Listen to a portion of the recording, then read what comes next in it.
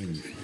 Bonsoir à tous, le coup parfait, l'équipe de France est en finale de son Euro qu'elle organise à domicile et elle mène 2-0 alors qu'il reste quelques secondes avec 2 buts de Antoine Griezmann. Je vois que vous êtes déjà, bien évidemment, François, on est en finale aux couleurs de cette équipe de France. C'est le coup parfait, Dominique Grimaud, Djibril Cissé, Pierre-Louis Basse. Et notre camarade Philippe Carayon, il manque encore Jean-Luc Haribard qui va arriver d'ici d'une seconde à l'autre.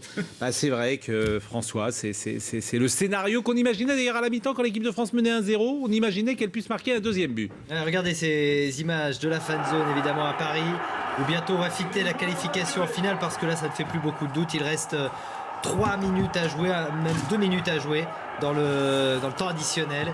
Et bientôt il va y avoir une explosion évidemment sur cette fan zone où vous le voyez, il y a énormément de monde, il n'y a plus beaucoup de place.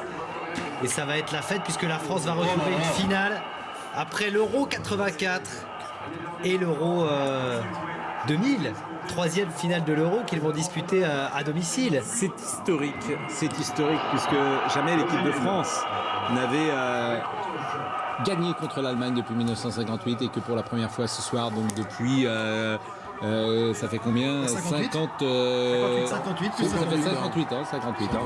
Donc depuis 58 ans, vous vous rendez compte, il n'y a personne de son vivant, à part peut-être Dominique, n'avait connu... Je suis désolé, mais j'ai vu, j'étais tout gamin. N'avait connu une l'équipe de France. Avoir vu Fontaine, Coppa, Piantoni en 58. Donc si on gagne contre l'Allemagne tous les 58 ans, la prochaine fois, on ne sera pas tout à fait frais pour la prochaine victoire de Là, j'y l'équipe crois. de France. mais effectivement, c'est une victoire. J'y crois. C'est une victoire. Et ce qui est assez étonnant, on va en parler alors qu'on voit évidemment la fan zone, le match n'est pas encore terminé. Hein, mais c'est une victoire assez logique finalement, Dominique Grimaud. Finalement. Oui, bien sûr, elle est logique. C'est une victoire... D'abord, c'est une victoire... et magnifiquement collective. Il y avait très longtemps, nous n'avions pas vu une équipe de France aussi soudée, aussi cimentée. Une équipe qui fait qu'un homme, quoi, en fait. Hein. D'ailleurs, de Lloris jusqu'à Griezmann, je ne vois pas quel joueur on pourrait... Griezmann quand même. Griezmann au-dessus, évidemment. On va en parler de Griezmann. Mais je parle du bloc. Ouais. Je parle de ces 11 joueurs. Magnifique, mais de bout en bout avec Hugo Lloris, capitaine, qui a fait des arrêts décisifs quand il fallait justement les réaliser. Et ces 2 buts marqués évidemment par Griezmann, ce pénalty dont on parlera tout à l'heure, discutable, indiscutable, on verra les images. Et ce deuxième but, après un numéro absolument fou de Paul Pogba sur le côté gauche, cette louche que Neuer apprécie mal. Sur le coup, Neuer n'est pas le meilleur gardien au monde. Et Griezmann qui met un petit coup de pied soyeux. Voilà. C'est sûr qu'on en parlera, alors que ça y est. C'est terminé. Voilà. C'est terminé, l'équipe de France est donc finaliste de son Euro. Non, c'était une folle choix. une ruse. Enfin, ça ne devrait pas tarder normalement. 2-0. Ça y est, là c'est pas une ruse. C'est officiel, l'équipe de France est en finale de l'Euro. C'est la 3e fois. Donc à 32 ans d'intervalle, l'équipe de France va se retrouver en finale. La première fois c'était au Parc des Princes en 1984. Cette fois-ci ce sera au Stade de France contre le Portugal. Et elle a battu l'Allemagne ce soir donc pour la première fois depuis 1958. Et j'ai envie de dire, Djibril Cissé, on va faire un premier tour de table. Alors que vous voyez sans doute là des images de la fan zone. Et on peut nous couper, si vous le souhaitez, le retour désormais devant pour qu'on puisse voir cette fan zone. La fan zone qui est la fan zone, je pense, de la Tour Eiffel. C'est Paris, effectivement, c'est Paris. Il y avait 80 000 personnes ce soir qui ont assisté dans le 7e arrondissement.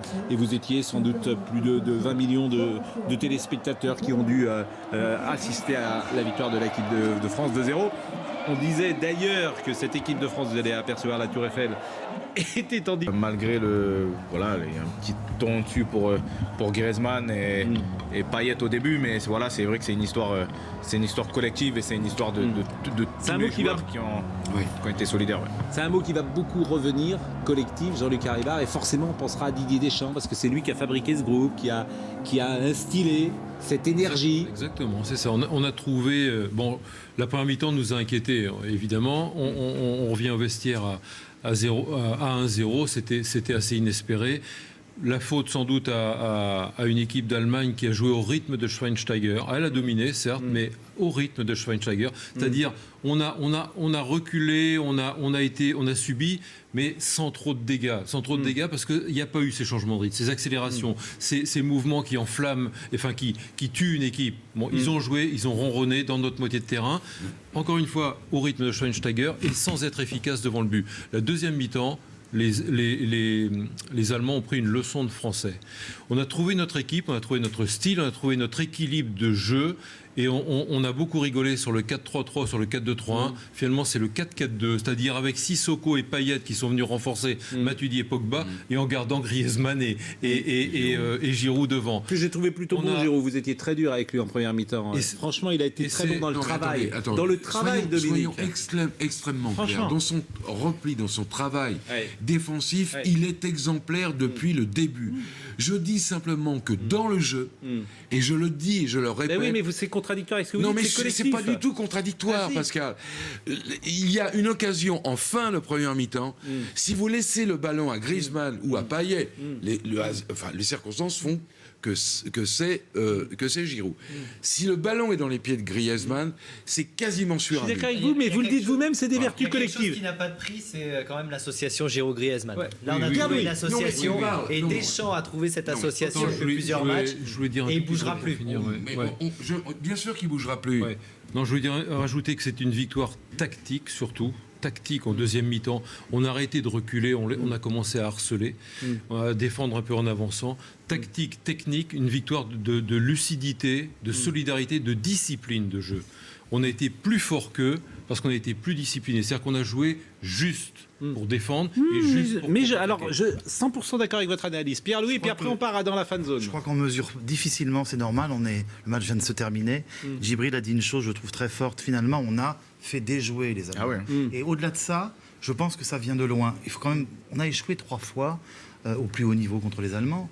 Guadalajara, Séville, 2014 à Rio. Et là, ce soir, c'est beaucoup de choses. C'est énorme ce qu'ils viennent de réaliser face aux Allemands. C'est une culture du foot et du sport, qu'on le veuille ou non, qui est très différente. Les stades, le football en Allemagne, c'est une culture.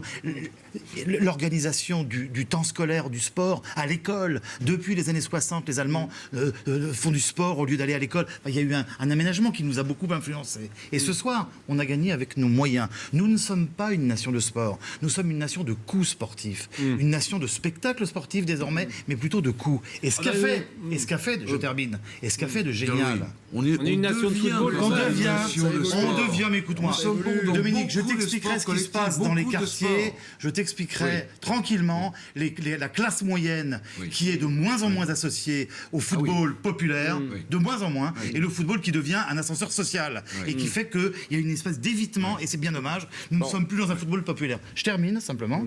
C'est la victoire de Deschamps, et tu as tout à fait raison. C'est une stratégie extraordinaire qu'a payé ce soir.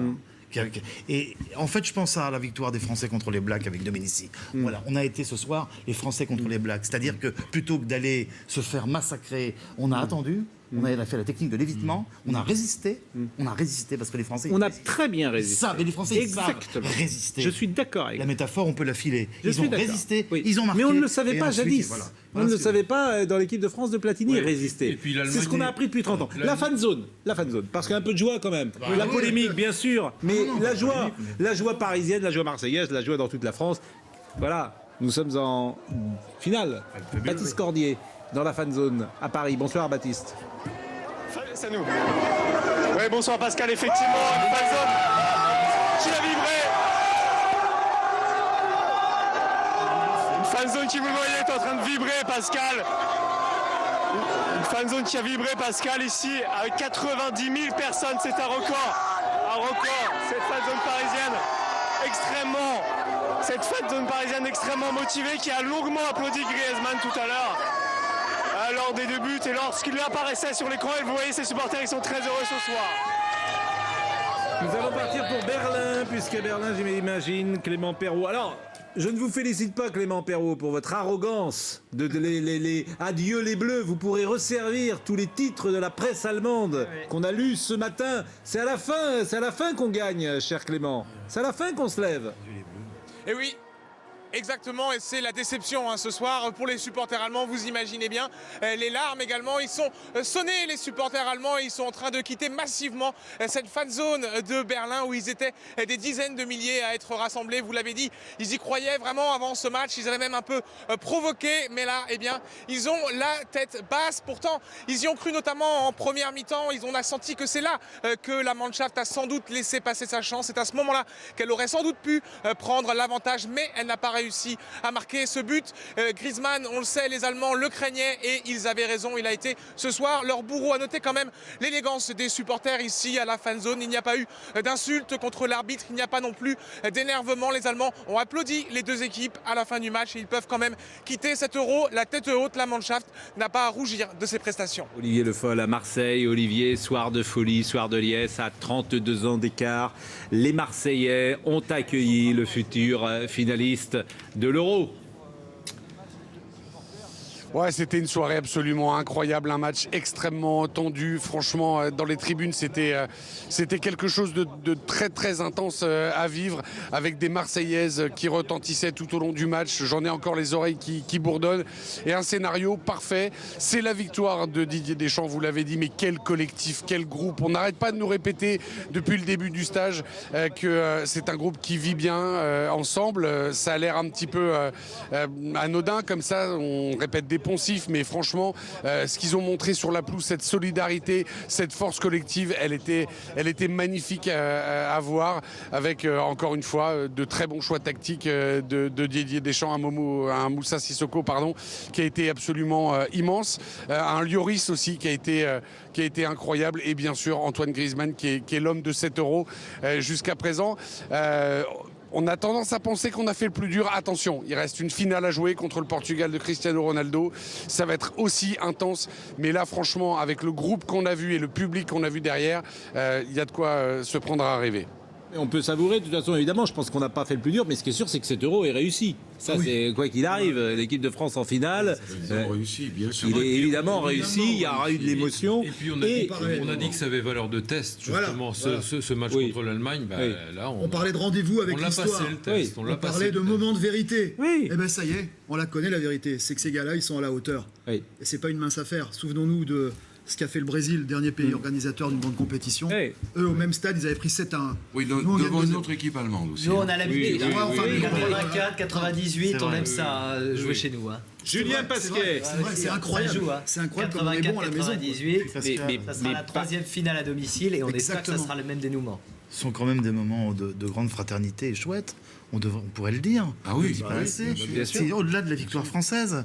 Je veux dire, on comprend mieux pourquoi des groupes extrémistes n'aiment pas l'euro. Et l'ont dit, et l'ont vendiqué. Vous êtes toujours dans la sociologie, vous. Parce que là, figure-toi que la politique, elle nous rattrape toujours. D'accord. Si tu veux pas qu'elle soit là, elle te rattrapera. D'accord. Et je dis simplement, je sors pas de mon rôle là ce soir. Non, pas du tout. Je dis ça, non pas du tout. Je dis simplement que l'extrême droite, par exemple, qui revendique ne pas aimer cet euro, on le comprend. Parce que ces moments de fraternité, c'est fort. Des Irlandais qui boivent des coups avec des Italiens, c'est fort. Je veux dire, c'est pas la guerre qu'on veut, c'est vivre tous ensemble, avec nos différences. Non, mais voilà, c'est tout. Je le dis. Et ça veut pas dire qu'on va demain, ça va être bisounours, pas du tout. Voilà, c'est ce que j'allais te dire. J'ai été le premier en 98, rappelle-toi, à dire. C'était juste une illusion. Hein. Oui, mais ça a duré très peu de temps. N'engageons pas de débat là-dessus, c'est pas le débat du tout du soir. Le débat du soir, c'est que tous les gens sont dans les rues. Je suis d'accord avec vous. Tous les gens sont dans les rues. J'entends bien, mais là, pour rebondir. On est en finale. Pour rebondir simplement sur ce que dit Pierre-Louis, on avait beaucoup d'inquiétudes avant cet Euro sur l'organisation, sur la sécurité, sur les fan zones. J'observe que tout s'est extraordinairement bien passé et de ce point de vue-là, l'Euro est également une réussite. Julien Pasquet, justement, atmosphère à Marseille avec des supporters près de vous. Exactement, ils ont passé une soirée de rêve, les supporters ici du stade Vélodrome. On va commencer par Omar. Omar, racontez-nous simplement cette soirée, comment vous l'avez vécue. Stressante au début, parce que les Allemands poussaient. On a eu Evra qui avait beaucoup de mal sur son côté. Et puis la délivrance, ce penalty de Griezmann qui a délivré tout un stade. Et puis après, on savait que les Allemands n'allaient pas revenir avec le deuxième but. C'était fantastique. Le stade Vélodrome porte bonheur à l'équipe de France, comme en 84, et contre le Portugal. Et voilà, on est en finale, c'est fabuleux. Bravo. Vous attendiez à une telle soirée contre les Allemands, à ce que cette victoire aussi nette 2-0 ? Oui, on est venu de Paris spécialement pour le match. Je tiens à souligner le gros match de Blaise Matuidi quand même qui a été excellent. Et puis les supporters parisiens qui étaient vraiment présents pour le match. Allez, Marseille ici. Ils sont en finale et ils sont très heureux, Pascal. Et juste un instant, si je peux me permettre, et ça va faire plaisir justement aux Marseillais qui sont là, si je peux me permettre de dire, moi j'ai un seul regret ce soir, c'est que la finale de l'Euro 2016 ne se joue pas au Stade Vélodrome, parce que c'est vraiment une ambiance extraordinaire qui n'a rien à comparer aux autres stades de cette Euro 2016 et encore moins le Stade de France. C'est honteux, Pascal. Julien Pascal. Bravo Julien, je dis bravo.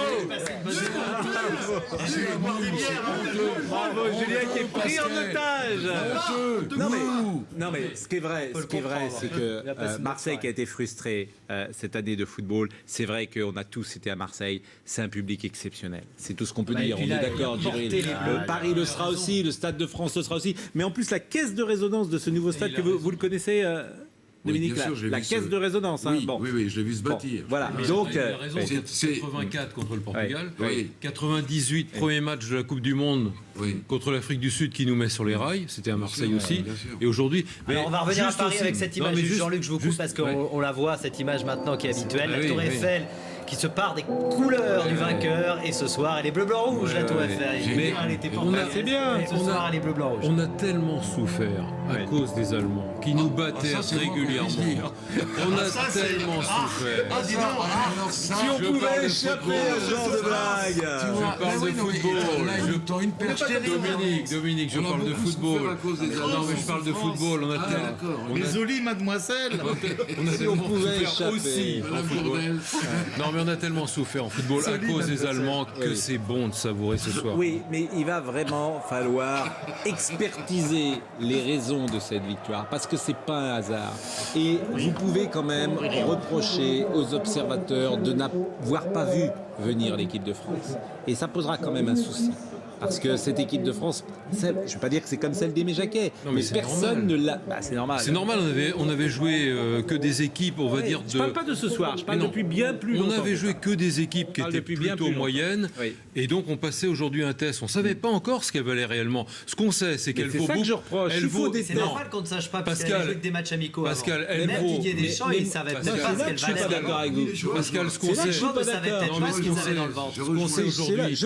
aujourd'hui, c'est que la France vaut mieux que ce qu'on pensait, et que l'Allemagne vaut beaucoup moins que ce qu'on pensait aussi.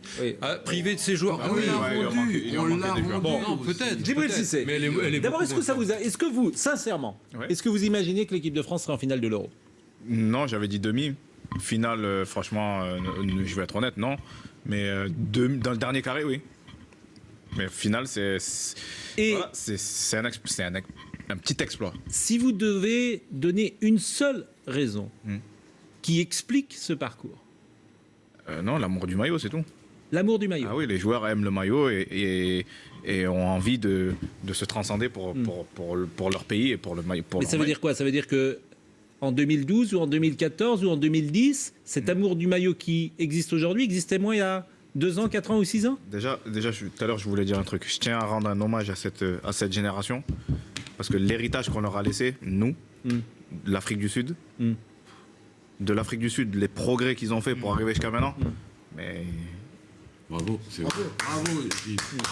Juste vrai. Didier Deschamps est en direct. Regardez, Didier Deschamps en direct, mais vous allez revenir. Ah, pas Deschamps, les Champs-Élysées. Je croyais que c'était Deschamps. Alors, les Champs-Élysées, mesdames, messieurs. Oh, Champs-Élysées. Taram, taram, tam. Thomas Jarion, sur les Champs. Regardez les Champs. Il est là, Thomas? Écoutez, c'est exceptionnel. Regardez ce qui est en train de se passer. Oui, je suis ici, je vous entends très bien, Pascal. C'est exceptionnel ce qu'on voit depuis quelques minutes. Là, on remonte les champs avec Benoît Robin. Je suis juste à côté de lui en moto. On voit des gens qui dansent, évidemment, des drapeaux français de partout. On klaxonne, on a vu des quads bariolés avec le drapeau français. On a une personne même à vélo à côté de nous. Les gens sont en dehors, évidemment, de leur voiture. C'est exceptionnel. C'est un parfum qui est savoureux. Et effectivement, on a beaucoup de plaisir à finalement traverser ces Champs-Élysées, à les remonter. Ça fait 2 fois qu'on le fait. Écoutez, l'ambiance, elle ne fait que monter, que commencer à monter ici sur les Champs-Élysées.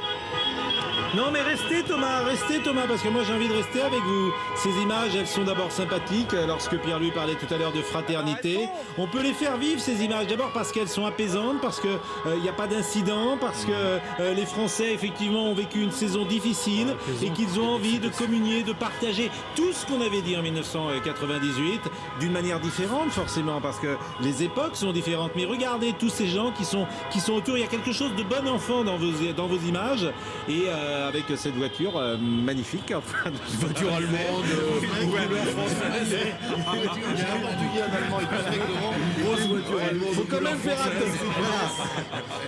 quand même faire attention à nos amis qui sont sur motocyclette. Voilà, qui sont sur motocyclette, d'être quand même prudents. Mais vous allez descendre. Thomas, vous êtes toujours avec nous, Thomas Jarrian, sur les Champs-Élysées. Oui, je suis avec vous. Alors, sachez pour la petite histoire qu'on a vu quelques voitures allemandes avec un drapeau français. Pour l'instant, ça se passe bien. Je pense que ça sera le cas toute la soirée. Vous parliez de la bonne ambiance. Il y a quand même beaucoup de CRS qui sont là un petit peu partout. Si Benoît Robin peut éventuellement vous montrer ces CRS qui sont sur le côté. Puis il y a énormément de compagnies de CRS qui sont juste à côté de l'Arc de Triomphe. Mais c'est vrai qu'on voit tous ces gens ici qui klaxonnent. C'est la bonne ambiance. On est à un feu rouge. On se croirait à un départ d'une course automobile. Alors évidemment, on va tenter de respecter quand même les limitations de vitesse. Derrière, il y a énormément de gens qui évidemment crient. Deux beaux drapeaux français juste devant. Benoît Robin qui est derrière la caméra est en équilibre sur la moto. On essaie de vous faire vivre ces images parce qu'elles sont évidemment incroyables. Ça fait beaucoup de bien après tout ce qu'on a vécu cette année également en tant que journaliste, ça je peux vous le dire. Et on voilà, ces cris, ces chants, cette communion entre tout le monde ici sur les Champs-Élysées. Et il y a de plus en plus de monde, ça je peux vous le dire. Ça commence même à être difficile de circuler. Et ces drapeaux français bien sûr. Restez sur les Champs-Élysées, c'est le travelling de cette saison. Et ce que vous allez faire lorsque vous arriverez à l'Arc de Triomphe, eh bien vous redescendrez, Thomas, parce que on veut vraiment partager ce moment. Pierre-Louis. Évidemment.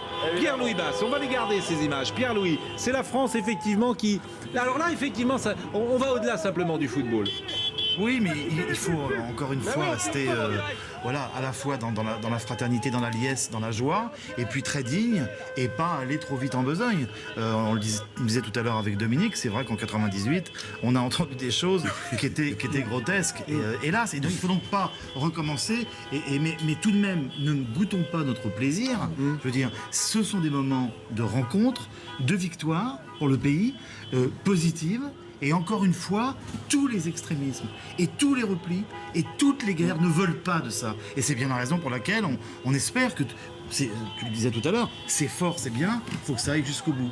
Mais Djibril, voilà. on va revenir sur ce que vous disiez tout à l'heure, parce que c'était passionnant. Vous avez dit, voilà, notre génération a failli, à Naïsna, et bravo à cette génération qui a su tirer peut-être les leçons. Il y avait quoi dans cette génération à laquelle vous apparteniez? Peut-être un peu d'arrogance, celle qui passait juste derrière Zinedine Zidane? Non, peut-être un peu de suffisance peut-être. Et sur la fin un peu de jugeote. Et on a légué un cadeau empoisonné à cette génération. Et ils ont fait ce qu'ils font aujourd'hui. Enfin, ils ont fait déjà le Brésil et ils ont fait ça. Donc moi j'ai un grand respect pour cette génération-là et j'espère qu'ils ramèneront la coupe parce qu'ils le méritent, franchement. Et cet amour du maillot, pourtant, alors j'imagine que dans votre génération, il y a des joueurs quand même qui aimaient le maillot lorsque... Ah oui. Djibril le premier. Oui, pour moi c'était primordial l'équipe de France. Il y avait... Mais il y avait des individualités peut-être qui durant cette période ont tiré ou la couverture ou n'ont pas pensé collectif ou... Non, je pense non, on était quand même un groupe assez soudé et on voulait gagner des titres ensemble, mais voilà, c'était peut-être pas les mêmes manières, on n'avait peut-être pas mélangé les mêmes ingrédients de la même façon que ce groupe-là le vit et ça me... Voilà, je suis content pour eux, mais j'aurais aimé vivre aussi des moments comme ça avec l'équipe de France. Alors on va peut-être revoir les deux buts quand même, François, les deux buts de la soirée, on va voir les notes de Jean-Luc, les coups de gueule, les tops et flops forcément. La victoire 2-0 de l'équipe de France, on va se faire plaisir même si on a... Dégustons. Regardez d'abord cette image évidemment au stade Vélodrome. Voilà, la joie comme des gamins de cette équipe de France en finale de l'Euro. Alors ça a débuté d'abord très très fort pour l'équipe de France, à l'image de cette occasion à la 7e minute, cet échange entre Matuidi et Griezmann qui va aller défier Neuer et du pied droit, il tombe sur le gardien allemand. C'est vrai que les 10 premières minutes étaient à l'avantage des Français, mais ensuite on a senti que l'équipe allemande reprenait main sur le ballon et avait les meilleures occasions, à l'image de cette frappe de Can à la 14e minute, bien sortie par Loris. Loris qui va être une nouvelle fois décisif sur cette frappe de Schweinsteiger à la 25e minute. Et puis en deuxième, toujours en première période, cette occasion, là, cet échange entre Evra et Griezmann. Griezmann qui tire dans le petit filet. Il faut attendre cette 46e minute, juste avant le retour au vestiaire. Et cette main de Schweinsteiger, sifflée par Nicolas Rizzoli, on y reviendra certainement. Penalty transformé par Griezmann. À ce moment-là, il marque son 5e but de l'Euro, le geste habituel de Antoine Griezmann. Et puis le deuxième but intervient après un débordement de Paul Pogba qui va s'amuser avec son vis-à-vis allemand pour centrer Neuer qui sort mal. Et qui fait une boulette. Non mais c'est suite à une abominable relance de Kimmich de la gauche des Allemands. Et regardez le geste de Pogba qui va regarde, qui prend le temps de regarder à qui la met. Et si Neuer l'enlève pas, je pense que Giroud la met. Et Griezmann qui intervient, 6e but pour Antoine Griezmann dans cette compétition. Derrière Platini, jamais personne n'avait fait mieux. Alors il y a eu quelques occasions allemandes comme un quart d'heure de la fin, la frappe de Kimmich. Et puis cet arrêt superbe du Golori, c'est la 92e minute. Regardez où il va la chercher celle-ci. C'est lui l'homme du match, Antoine Griezmann. Mais évidemment, on ne réduira pas le match à Griezmann, même s'il a été exceptionnel ce soir. 2-0, les statistiques de la partie, peut-être qu'on va nous les proposer en régie, parce qu'on va les montrer une fois. Les voici avec cette possession de balle à l'avantage des Allemands, mais 0 but pour l'Allemagne, malgré 17 tirs et 6 cadrés. Beaucoup plus de passes, vous le voyez côté allemand, ça c'était le jeu des Allemands, mais les Français ont réussi avec 7 tirs cadrés et 2 buts à faire la différence. Alors évidemment il y a beaucoup d'images d'émotion, on a vu tout à l'heure les images sur les Champs-Élysées, et là on va voir les images de la fan zone au moment des buts français ce soir, la fan zone du 7e arrondissement, allons-y.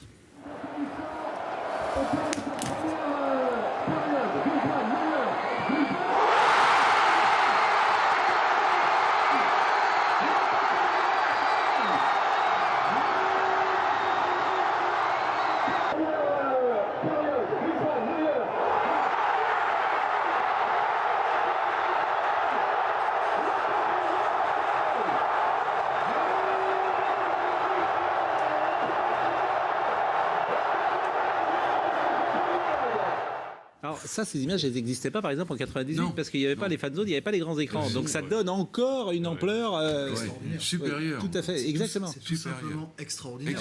Franchement, c'est aussi beau qu'une image de terrain. C'est plus émouvant encore. Et tout est là. Et il y avait un débat sur les fan zones avant l'Euro pour des questions de sécurité qu'on comprend bien. Et vous avez vu le nombre de personnes qui se pressent tous les jours pour les matchs de l'équipe de France, et pas seulement pour les autres matchs, mais pour les matchs de l'équipe de France. C'est un vrai succès. C'est un vrai succès. Et le travail qu'il y a derrière. Le travail qu'il y a derrière. Les forces de l'ordre. Alors je rappelle Pierre-Louis, parce que il est en permanence. Je rappelle Pierre-Louis que vous avez longtemps été journaliste, notamment européen, et aujourd'hui vous êtes conseiller auprès de François Hollande, et qu'effectivement vous avez un œil évidemment différent, puisque vous êtes au cœur du réacteur, si j'ose dire, et de l'organisation et des discussions qui... Je ne prétends pas être au cœur du réacteur. Nathalie Yannitta a mené, en particulier comme conseillère, Nathalie, et puis autour, bien évidemment, les ministères de tutelle. Mais c'est vrai qu'il y a un travail, on le sait, tout le monde peut le deviner. Les 90 000 forces de l'ordre, le travail de renseignement, de sécurité, d'organisation des villes, toutes les villes concernées. Bon, ça, j'ai pas besoin d'être... Est-ce qu'il y aura une récupération politique de l'événement? Vous avez déjà rencontré un président de la République dans votre vie qui n'est pas content que l'équipe de France gagne? Moi, je rencontre peu de présidents de la République. Moi, je vous le demande. Même le général de Gaulle renvoyait un ballon en finale de Coupe de France. Écoutez, que ce soit... Alors, est-ce qu'il y aura une traduction politique? Est-ce que à l'Élysée, on en parle? Écoutez, c'est éphémère. Ce soir, non, mais attendez. Je ne suis pas là pour parler de ça ce soir, et vous ne me ferez pas dire des choses qui me nuiraient et qui nuiraient à votre formidable débat. Ce que je peux dire, ce que je peux vous dire, c'est que dans l'ordre ou le désordre, les François Mitterrand, les Valéry Giscard d'Estaing, les Nicolas Sarkozy, les Chirac étaient très heureux de voir leur pays gagner. Non, mais ce que je veux dire, c'est pas ça ma question. Ce que je veux dire, c'est qu'en 98, il y a eu vraiment une répercussion politique, c'est ça. Alors ça c'est autre chose. Alors ça là-dessus pour 98, ça n'est pas, je dirais, d'abord le politique ou le régalien qui est responsable. Ce sont d'abord des observateurs et des sociologues qui nous ont baratinés. Il y avait quand même quelques personnes dans le pays qui expliquaient et qui disaient 3-0 contre le Brésil, c'est bien, mais s'il n'y a pas de résultats culturels et sociaux, ça ne donnera rien. Et 3 ans plus tard, le Stade de France était envahi. Donc recommençons pas les mêmes erreurs. Mais c'est vrai que c'est formidable. Et c'est vrai que le président de la République, qui aime profondément le ballon et qui le connaît, ce soir, je suppose qu'il est heureux. Mais faut pas, voilà, faut aller parenthèse politique refermée, mais politique, là, on est en sociétal. Oui, sociétal, pas politique, sportive refermée. La finale juste aura lieu, on l'a dit en début de. Mais faut pas que ça vous fâche. En même temps. Mais je ne cherche pas du tout. Mais je veux dire, c'est pas nouveau. C'est pas, tu vois, c'est pas un phénomène nouveau. Et d'autant que le football, sport universel, est devenu dans sa massification et dans son spectacle. Alors, regardez le spectacle, qu'est-ce que vous nous offrez depuis des semaines et des semaines. C'est quand même très puissant. Donc que l'équipe de France soit en finale, comment voulez-vous que le président de la République soit pas heureux? C'était pas ma question. Hein. Bon, la question est terminée. Voilà. Le chiffre qu'on voulait voir, jamais 203. Vous le savez, l'équipe de France, et c'est ce qu'on disait, eh bien, a disputé 2 finales dans un tournoi majeur sur son sol, Euro 84, après une demi-finale à Marseille, déjà à l'époque, et la Coupe du Monde 98. Coupe et à des chaque Cons, fois, ça compte pas. elle l'a remportée. Vous la comptez pas comme une. Vous la comptez pas comme une. La Coupe des Confédérations. On a compté Euro et Coupe du Monde. Non mais c'est vrai que parce que on a gagné. Non mais parce que vous si vous voulez, on la rajoute. Non mais parce que vous l'avez joué la Coupe des Confédérations. Le seul titre que j'ai avec si ça m'intéresse, c'est pas moi qui fais les chiffres. Mais en général, je pense qu'on prend Euro et Coupe du Monde. Honte, François. Bon. Vous avez raison, Djibril. On gagne à chaque fois qu'on est chez nous. On gagne haut la main, surtout celle de la. Ah, c'est assez drôle ça. On a gagné haut la main, surtout celle de l'allemand. C'est MT qui nous dit ça. #VaterFoot. Vous pouvez évidemment donner votre avis. Je me demande si Pierre Ménès est heureux ce soir. Bah oui, Pierre, il nous écoute et effectivement. Et on l'embrasse. Et on l'embrasse et on pense. On l'embrasse. On pense à lui. Griezmann, un petit coup sur les Champs-Élysées. Parce que ce soir, ça va être notre fil rouge. Non, mais ça va être notre fil rouge. Ah, regardez, vous savez où on est là? On est place de l'Étoile. Non, on est place de l'Étoile, on est près du soldat inconnu. Et là, si quelqu'un est en train de passer à cette heure-là et sort du restaurant et aller chercher sa fiancée, bah effectivement, il se retrouve dans les embouteillages. Et la place de l'Étoile, vous voyez l'Arc de Triomphe sur la gauche. Et nous sommes avec Thomas Jarian qui est à bord de sa voiture et qui est en train de tourner ces images.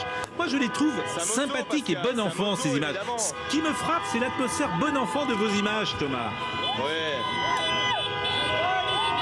Ouais, tout à fait. Ce n'est pas qu'une impression, hein. C'est une réalité vraiment. Parce qu'on voit des gens, des jeunes, des moins jeunes, des familles, des personnes seules. Et tout le monde finalement n'a que la victoire, n'a que les sourires dans la bouche. Regardez, tout le monde passe ici. Ça se passe plutôt bien, même s'il y a énormément de monde. Il faut faire attention quand même. Voilà, on nous passe devant. Mais c'est vrai que c'est une ambiance superbe. Ça fait à peu près 15 minutes qu'on est sur ce rond-point. On progresse très très très lentement. Et pour l'instant, ça se passe bien. On a même vu quelques feux d'artifice dans le ciel. C'est exceptionnel. Bon, on reste quelques secondes. Oui, parce qu'il y avait des mômes qui avaient 2 ans, 3 ans. Dominique Grimaud. Les drapeaux portugais, les mômes n'ont pas connu 90. Bien sûr. 90, c'était déjà il y a 18 ans. C'était des minots, c'était des mômes. Et aujourd'hui, ils vivent ce qu'on a vécu, nous, il y a 18 ans. Oui, c'est assez. Et leur génial s'appelle Antoine Griezmann. Voilà. Et vous avez vu ce qu'il y a comme drapeau, outre les drapeaux français parfois? Il y a des drapeaux portugais au milieu. Je te raconte pas les barbecues dimanche. Hein. Ah ouais. Ça va être difficile de passer là pour la mobilette qui était au milieu, qui essayait de se faufiler. Vous êtes garé où, Djibril? C'est votre voiture. C'est mon chemin, ça, de retour. Ça, c'est la chanson de Griezmann. Alors, quel est le geste que vous faites? Est-ce qu'on peut l'expliquer aux téléspectateurs qui ne le connaissent pas? Oui. Pas du tout. Expliquez-nous. Ça, c'est quoi? Ça, c'est Joule. Joule? C'est quoi ça? Joule. Ça, c'est Hot Like Bling. Ça veut dire quoi? Non mais attendez, moi je comprends rien. Expliquez-moi. Hotline Bling. Hotline Bling, c'est quoi? C'est un groupe? C'est une chanson. Et ça courait, c'était ça. Il a bien connu maman. Bon. Et donc on a lancé cette chanson parce que vous avez bien compris, c'est Griezmann's on Fire. Et la fin, c'est Terrified. Ça a encore marché ce soir. On l'a rebaptisé et forcément ça fait un tabac à l'Euro. Au départ, c'était pour un joueur nord-irlandais. Nous, on l'a adapté avec Griezmann. Will Grigg. Bon, Ce qui est intéressant, qui n'a pas joué, lui. Ce qui est intéressant avec Griezmann, c'est qu'on a souvent dit que l'équipe de France avait besoin d'un joueur providentiel. Est-ce que Griezmann, on peut dire que c'est le joueur providentiel de l'Euro? Pas tout à fait. Pas tout à fait. C'est pas Platini et Zidane. Bien sûr que si. Tu as la génération Hidalgo. Oui. Qui se bâtit à partir d'un joueur providentiel qui est Michel Platini. Puis tu as la génération Jacquet qui se construit à partir d'un artiste qui est Zidane.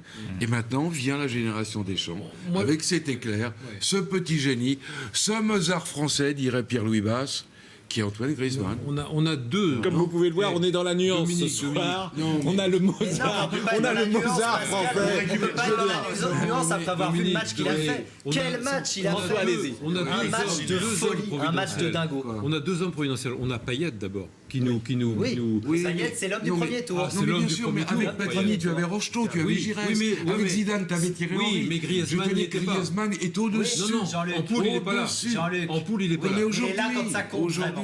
Payet est le premier homme providentiel, Griezmann a pris la suite, et on a un gardien. Parce que sans gardien, sans avant-centre... Et on voulait parler de Griezmann. C'est Griezmann, Pierre Rubas. Griezmann. Sur Griezmann est vraiment beau. Et c'est vrai qu'on pense à Platoche, dont le dossier avait été refusé à Metz. Carlo Molinari il n'était pas fait pour le foot. Griezmann, il n'était pas fait pour le sport. Griezmann, c'est pire que tout, Griezmann. Il envoie des dossiers avec papa et partout. Partout, c'est porte close. Et vous l'avez vu sur le terrain, c'est un danseur étoile. C'est un petit rat de l'opéra. Il est comme ça. Donc c'est encore une fois... On a beau bavasser pendant des décennies et des décennies, il n'y a rien à faire. Les costauds, les physiques, etc. Le football qui devient... Le type, il est comme ça et il fait danser tout le monde. Et donc c'est formidable parce que c'est un hymne au jeu. On a vu des choses ce soir, comme Messi, absolument. Mais Messi, c'est encore un autre style de jeu, tu vois. Mais dans le fait, c'est un tout petit parmi des costauds, des gars athlétiques. Et sa façon de faire, moi je vous ai souvent dit, Griezmann, il fait tout plus vite que tout le monde. C'est-à-dire qu'il est techniquement, il réussit, il fait tout plus vite. La façon dont il conduit le ballon, quand il marque ce but, ce piqué là contre l'Islande, c'est du Messi. La conduite de balle. Qui veut parler. Il n'est plus petit du tout ce soir, Griezmann, à tel point que dimanche soir en finale, c'est aussi la finale du Ballon d'Or. Exactement. Entre Griezmann et Cristiano Ronaldo. Et si. Bien sûr que si. Djibril n'est pas d'accord. Obligatoire. Obrigado. Pourquoi vous n'êtes pas d'accord? Je crois qu'on en fait 3 avec Griezmann. Ça fait beaucoup Ballon d'Or, les amis. À qui? Pour Griezmann. Et qui alors? Imaginons que la France gagne sur un but de Griezmann. Messi met 40 buts dans la saison prochaine, vous croyez qu'il l'a pas? Messi, il a fait finale de Ligue des Champions. Messi met 40 buts la saison prochaine. Vous pensez que Messi n'a pas le Ballon d'Or? Mais qu'est-ce que vous appelez la saison prochaine? Le Ballon d'Or, c'est l'année 2016. À la rentrée, tu veux dire? En décembre. Oui, je parle de la rentrée. Bah oui, mais le 15 octobre, ils ont fini de voter. L'avantage Ronaldo, c'est qu'il le Ballon d'Or, il se gagne dans les 6 premiers mois. Oui, mais Pascal. Donc là, oui. Si Griezmann gagne le... Il marque un but. Il en marque 2 buts encore, ça il est pas loin. Mais qu'est-ce que vous faites de la victoire de Ronaldo en Champions League et des 50 buts, plus de 50 buts qu'il a mis en championnat? Si Griezmann fait gagner la France à l'Euro, Jean-Luc. Mais il y a Ronaldo. Moi, la question que j'ai envie de vous poser, c'est pas Griezmann est en finale de Ligue des Champions. Mais il la gagne pas. La question c'est... Oui, mais alors pourquoi il me parle de Ronaldo? Mais non, mais il ne faut pas oublier que Ronaldo... J'ai essayé de la poser. Est-ce que la question que j'ai envie de vous poser, c'est pas est-ce qu'il sera Ballon d'Or, parce qu'on n'en sait rien en vrai, mais la question c'est est-ce qu'il a l'étoffe d'un Ballon d'Or? Il sera dans les 3 nominés. Est-ce qu'il a l'étoffe d'un Ballon d'Or? Il sera dans les 3. Il a forcément l'étoffe. C'est une question que j'ai envie de vous poser. Je veux dire, j'ai l'impression qu'on fait la moue sur Griezmann. Moi, j'ai l'impression que Griezmann, Ronaldo, aujourd'hui... Djibril, il y a des... Ça joue plus Mais à... le dernier Ballon d'Or, Suarez. Ce qu'il a fait Suarez, c'est pas au niveau de ce qu'il fait Griezmann maintenant? Non mais Djibril, il n'a pas eu non plus, les amis. Djibril, mais dans ce cas-là, le Ballon d'Or ne veut rien dire. Griezmann vient de marquer. Des fois, je suis d'accord. Mais si on doit attribuer le Ballon d'Or chaque année à Messi ou à Ronaldo, autant le supprimer. Oui, mais s'il mérite. Oui, mais ils sont tous les deux au-dessus de tout le monde. Ils sont au-dessus de Djibril. Ils sont au-dessus de Griezmann. En 2014, Neuer était au-dessus d'eux. On voulait surtout pas donner le Ballon d'Or à un gardien de but. On l'a donné à un défenseur. Pas tous ensemble. J'adore Messi autant que toi, mais je te rappelle quand même, et on reste amis, il n'y a pas de problème, que Griezmann a éliminé Messi de la Ligue des Champions. Griezmann est en finale de la Ligue des Champions. Donc, Messi, pour moi, est hors course par rapport ce soir à Griezmann et à Cristiano. C'est ce que je pense. Non, mais parce que on comprend pourquoi le Ballon d'Or il est attribué. Parce que vous ne jugez pas une saison, vous jugez un joueur. Alors que Messi soit supérieur à Griezmann, vous avez raison. Voilà. Mais cette saison, les résultats seront pour Griezmann. C'est très révélateur. Et c'est pour ça que d'ailleurs, le Ballon d'Or a un poil changé. Parce que maintenant, il est donné, pardonnez-moi, avec des réflexes que vous avez, vous. Alors qu'avant, il était donné avec le palmarès, les résultats de la saison. Il n'y a pas que le palmarès, Griezmann. De la saison. Sa saison, Griezmann. Il est devenu un autre joueur. On est d'accord. Et il confirme lors de 7 euros. On est d'accord. Mais c'est en cours. Il a fait une grosse saison. C'est Énorme pas une défaite en Ligue des Champions ou une défaite, une finale de l'Euro. On va pas effacer sa saison. Il a été bon. De toute façon, on va pas faire le Ballon d'Or. S'il perd la finale et il perd la finale de la Ligue des On Champions, attendra peut-être dimanche soir. Non, ce sera Cristiano. Moi, je vous propose qu'on attende. De toute façon, on va pas faire. Donc ça veut rien dire parce qu'il aura fait une grosse saison quand même, même s'il a perdu 2 finales. Bien sûr. On va pas faire le débat de toute façon sur le Ballon d'Or ce soir. Ce qui est certain, c'est que Griezmann, aucun joueur depuis Michel Platini n'avait marqué 6 buts dans un Euro. Aucun. Dans un Euro. C'est-à-dire que Michel Platini, il en avait mis 9. Exactement. Et c'est le seul joueur à en avoir mis 6 3 triplés. derrière Platini. Donc, dans une même édition. En 5 matchs. ce qui montre quand même la qualité tout à fait exceptionnelle d'un joueur en plus qui est vraiment sympathique, quoi, qui a gagné, je trouve, le cœur du public par d'abord son physique, il y a quelque chose, sa simplicité, il y a quelque chose d'angélique, quand je dis son physique, son sourire, quelqu'un de sympa qui ne sort jamais de choses qui puissent déranger le public et voilà, il a tissé avec le public un lien particulier. Son parcours, et Pierre-Louis le disait tout à l'heure, son parcours est totalement atypique. Puisqu'il passe à travers les filets, pourtant resserrés, des observateurs, des recruteurs, des techniciens français, qu'il est obligé de s'exiler au Pays Basque pour parfaire ses gammes. C'est très dur, c'est très émouvant. C'est quand même extraordinaire. À l'époque, c'est quand même extraordinaire, surtout aujourd'hui, quoi. Où la moindre pépite est récupérée à l'âge de 8 ans, 10 ans, 11 ans. Bon.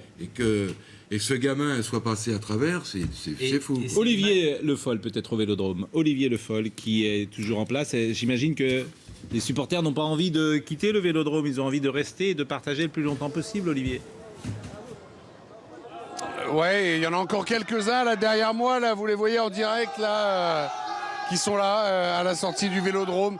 Parce que ça reste quand même une très très grande victoire. Et je voulais revenir sur les propos de Djibril qui, avec une très grande classe, a remercié cette génération après le leg qu'ils avaient laissé. Je trouve ça très classe et c'est vraiment des paroles de champion. Bravo, mais c'est vrai que ce soir, avec ce que le groupe a montré, avec le travail de Didier Deschamps, avec vraiment l'ambiance qu'on a vécue, ça a commencé au Brésil. Ce groupe est né déjà avec la victoire contre l'Ukraine pour la qualification et puis on a vu la progression. Naïsna, ça existera toujours parce que c'est une cicatrice s'efface jamais, mais là elle est définitivement refermée et on voit la communion maintenant qu'il y a entre les supporters de l'équipe de France et leur équipe qui est vraiment quelque chose qui fait du bien et on sent qu'on a passé un cap par rapport à cette histoire très douloureuse qu'on a vécue et les propos de Djibril sont dans le même sens et sont absolument très touchants. Premières déclarations sont en train d'arriver, celle du Gauloris. Je sens l'équipe très forte, très soudée. Il faut féliciter même les remplaçants. Ça, c'est ce que disait Dominique tout à l'heure, le côté collectif. Rien n'est acquis. On a sorti le champion du monde, mais le plus dur reste à faire. C'est jamais évident. Toujours Loris. Et il a également dit on va essayer de profiter un maximum. C'est un grand moment, mais il reste une étape. Donc, toujours de se replacer, évidemment, dans le prochain match. Le coach est l'architecte. C'est lui qui a monté ce groupe. C'est peut-être la phrase la plus forte. Le coach est l'architecte. C'est lui qui a monté ce groupe. Évidemment, ça sera la victoire de Didier Deschamps. Mais il y a beaucoup de similitudes une fois de plus, entre Jacquet et Deschamps. Mais oui, beaucoup. Mais évidemment, Jacquet bâtit à partir de 74 un groupe. Pas 74, mais 94. 94. Il bâtit à Naples contre l'Italie. Bien sûr. Un but 1-0. On sort d'un cauchemar devant la Bulgarie. On est éliminé de la Coupe du Monde. 94. Et Jacquet monte peu à peu un immeuble qui finit par être champion du monde. Et Didier fait la même chose. François, vous voulez ajouter quelque chose? Je voulais juste dire qu'il était parti de loin quand on parle effectivement arrivé en finale avec tout ce qui lui est arrivé, notamment les forfaits de Varane, la suspension de Sakho, les affaires extrasportives, tout ça a été géré. On se disait qu'effectivement sans défense on pouvait pas gagner. Pour l'instant on est en finale, on n'a pas gagné. Il y a une ressemblance. Mais il a réussi à construire petit à petit en faisant des choix parfois qu'on ne comprenait pas, mais il a fait les choix et pour l'instant ça fonctionne. On a oublié parce que je suis convaincu que ce qu'il va dire, il est très juste et je crois que c'est la même chose, donc je vais le dire. Ça ressemble à 98. Parce qu'on n'a c'est pas ça que je voulais dire, mais ça ressemble à 98. Moi, je trouve pas que ça ressemble du tout à 98. Je vais dire pourquoi on a eu peur très longtemps en 98. Tu te rappelles du but en or de Lolo, de Laurent Blanc contre le Paraguay?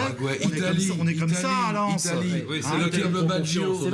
Italie, le tir de Baggio. Et Zizou te dit à l'époque, on a des arbres devant, donc on a des arbres, il dit toujours, on a des arbres. L'avènement d'un grand joueur. C'était une équipe défensive plutôt. Non, ce que je voulais dire, c'est qu'il y a des similitudes entre Deschamps et Mourinho aussi, dans sa science tactique, dans sa capacité. Non, vous êtes gonflé, vous. Vous allez nous dire ça après ce que vous nous avez dit à 20h quand vous avez vu l'équipe arriver. Vous ne vouliez pas qu'il joue en 4-2-3-1. Il reconnaît. Je reconnais. Je trouvais que c'était risqué, que c'était audacieux et que c'était parce que c'était dangereux. J'ai dit c'est très excitant, mais c'est dangereux. Oui. D'ailleurs, en première mi-temps, j'ai eu peur. Bah oui, il y a beaucoup de gens qui ont eu peur. Mais je trouve que, qu'est-ce que tu veux? Il a cette capacité à gérer le groupe parce que tout le monde vit bien, mais même ceux qui rentrent, même ceux qui rentrent pas. Je l'ai vu plaisanter avec Martial, mais ce qu'il fait là, ce qui fait à chaque fois les choix et la façon dont les joueurs réagissent et répondent sur le terrain. Mais Djibril, j'ai l'impression que Deschamps, c'est un laser pas tant sur le joueur, mais sur la personnalité du joueur, et qu'il écarte dans un groupe, j'ai envie de dire, les mauvaises ondes. Est-ce que vous partagez? C'est un coach, c'est pas seulement un joueur c'est pas seulement un homme qui vient, qui place des noms et débrouillez-vous. C'est quelqu'un qui prend soin de ses joueurs, c'est quelqu'un qui prend soin de ce qui se passe dans la vie du joueur, dans l'extra-football, qui discute avec je sais que moi j'ai pas eu la chance de travailler avec lui, mais je sais que c'était quelqu'un qui après le repas venait s'asseoir à la table des joueurs, discuter, faire des blagues, jouer aux cartes. Voilà, c'est quelqu'un qui était proche de ses joueurs. Et c'est pas pour rien si les mecs se défendent sur le terrain. Bien sûr. Pour lui, c'est pas pour rien. C'est pour lui, il n'y a pas de hasard, vous avez raison. Léa Baracco est à Munich, soir de tristesse à Munich, mais bon, on va pas vous plaindre, hein. Léa, bonsoir. Ouais, les Allemands qui sont plutôt moroses ce soir, vous l'imaginez. Alors à l'heure où je vous parle, les 12 000 spectateurs qui se trouvaient à l'intérieur de ce stade olympique de Munich pour assister à la rencontre en direct sur un écran géant, le plus grand écran géant de la ville, sont pratiquement tous partis. Ils ont pratiquement tous quitté ce stade. Certains sont même partis avant même la fin du match. Ces Allemands qui sont très fair-play, puisqu'un supporter est venu nous voir il y a quelques instants pour nous dire, bon, maintenant que vous avez battu l'Allemagne, maintenant que vous nous avez battus, vous devez de remporter cette compétition, de remporter la finale et de battre le Portugal. Vous l'imaginez, on a bien sûr acquiescé de bon cœur. Les Allemands qui sont déçus ce soir pour deux raisons. D'abord parce que c'est vrai que ces derniers jours et ces dernières heures, ils étaient extrêmement confiants. Ils n'ont cessé de nous dire, on est les champions du monde en titre, on a une excellente défense. Depuis le début de cet Euro, on a battu des équipes qui étaient beaucoup plus sérieuses que toutes celles que la France a battues. Et puis, ils n'ont cessé de nous rebattre les oreilles avec ce slogan « Adieu les Bleus, adieu les Bleus ». Ce soir, on avait un peu envie de leur dire « Auf Wiedersehen, les Allemands ». Et puis, il faut le dire également, les Allemands sont déçus parce que, ils ont le sentiment d'avoir fait globalement un bon match, d'avoir eu beaucoup d'occasions manquées. Alors, il y a un mot ici qu'on a beaucoup entendu et qui résume assez bien l'état d'esprit allemand. C'est le mot « unglücklich » en allemand. Ça veut dire être malchanceux. Merci Léa, c'est une sorte de mise en bière ce soir à Munich. N'est-il pas, cher Pierre-Louis? Voleur de vanne. Non, bon. Munich, gros voleur. Champs-Élysées. Regardez, alors ça c'est incroyable. Ça c'est l'image de l'IS sur les Champs-Élysées sont fermés. Donc maintenant il n'y a plus de possibilité de la circulation sur les Champs-Élysées. Passez pas par là, c'est bon. Rendez-vous. Donc ça va être difficile effectivement, mais là encore c'est plutôt. Alors évidemment ce sont des jeunes, bien évidemment. C'est une public assez jeune, mais c'est bon enfant. Moi c'est ça que je retiens. Que disiez-vous, Dominique? Julien, mais il faudrait qu'on voit les notes de Jean-Luc. On n'a toujours pas vu ni les notes de Jean-Luc, ni les top flops. Tiens, on écoute, on est en finale.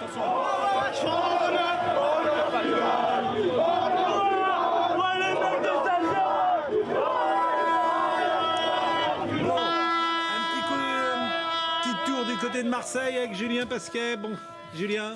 On est en finale aussi. Regardez, on est avec encore quelques supporters qui finissent de sortir du stade, avec Jean-Claude notamment. Je ne sais pas si vous vous souvenez de Jean-Claude, il était à Lyon avec nous pour le match contre l'Irlande. Jean-Claude, ça fait du bien enfin de battre ces Allemands dans un grand tournoi. Enfin, battre les Allemands dans un grand tournoi, c'est formidable.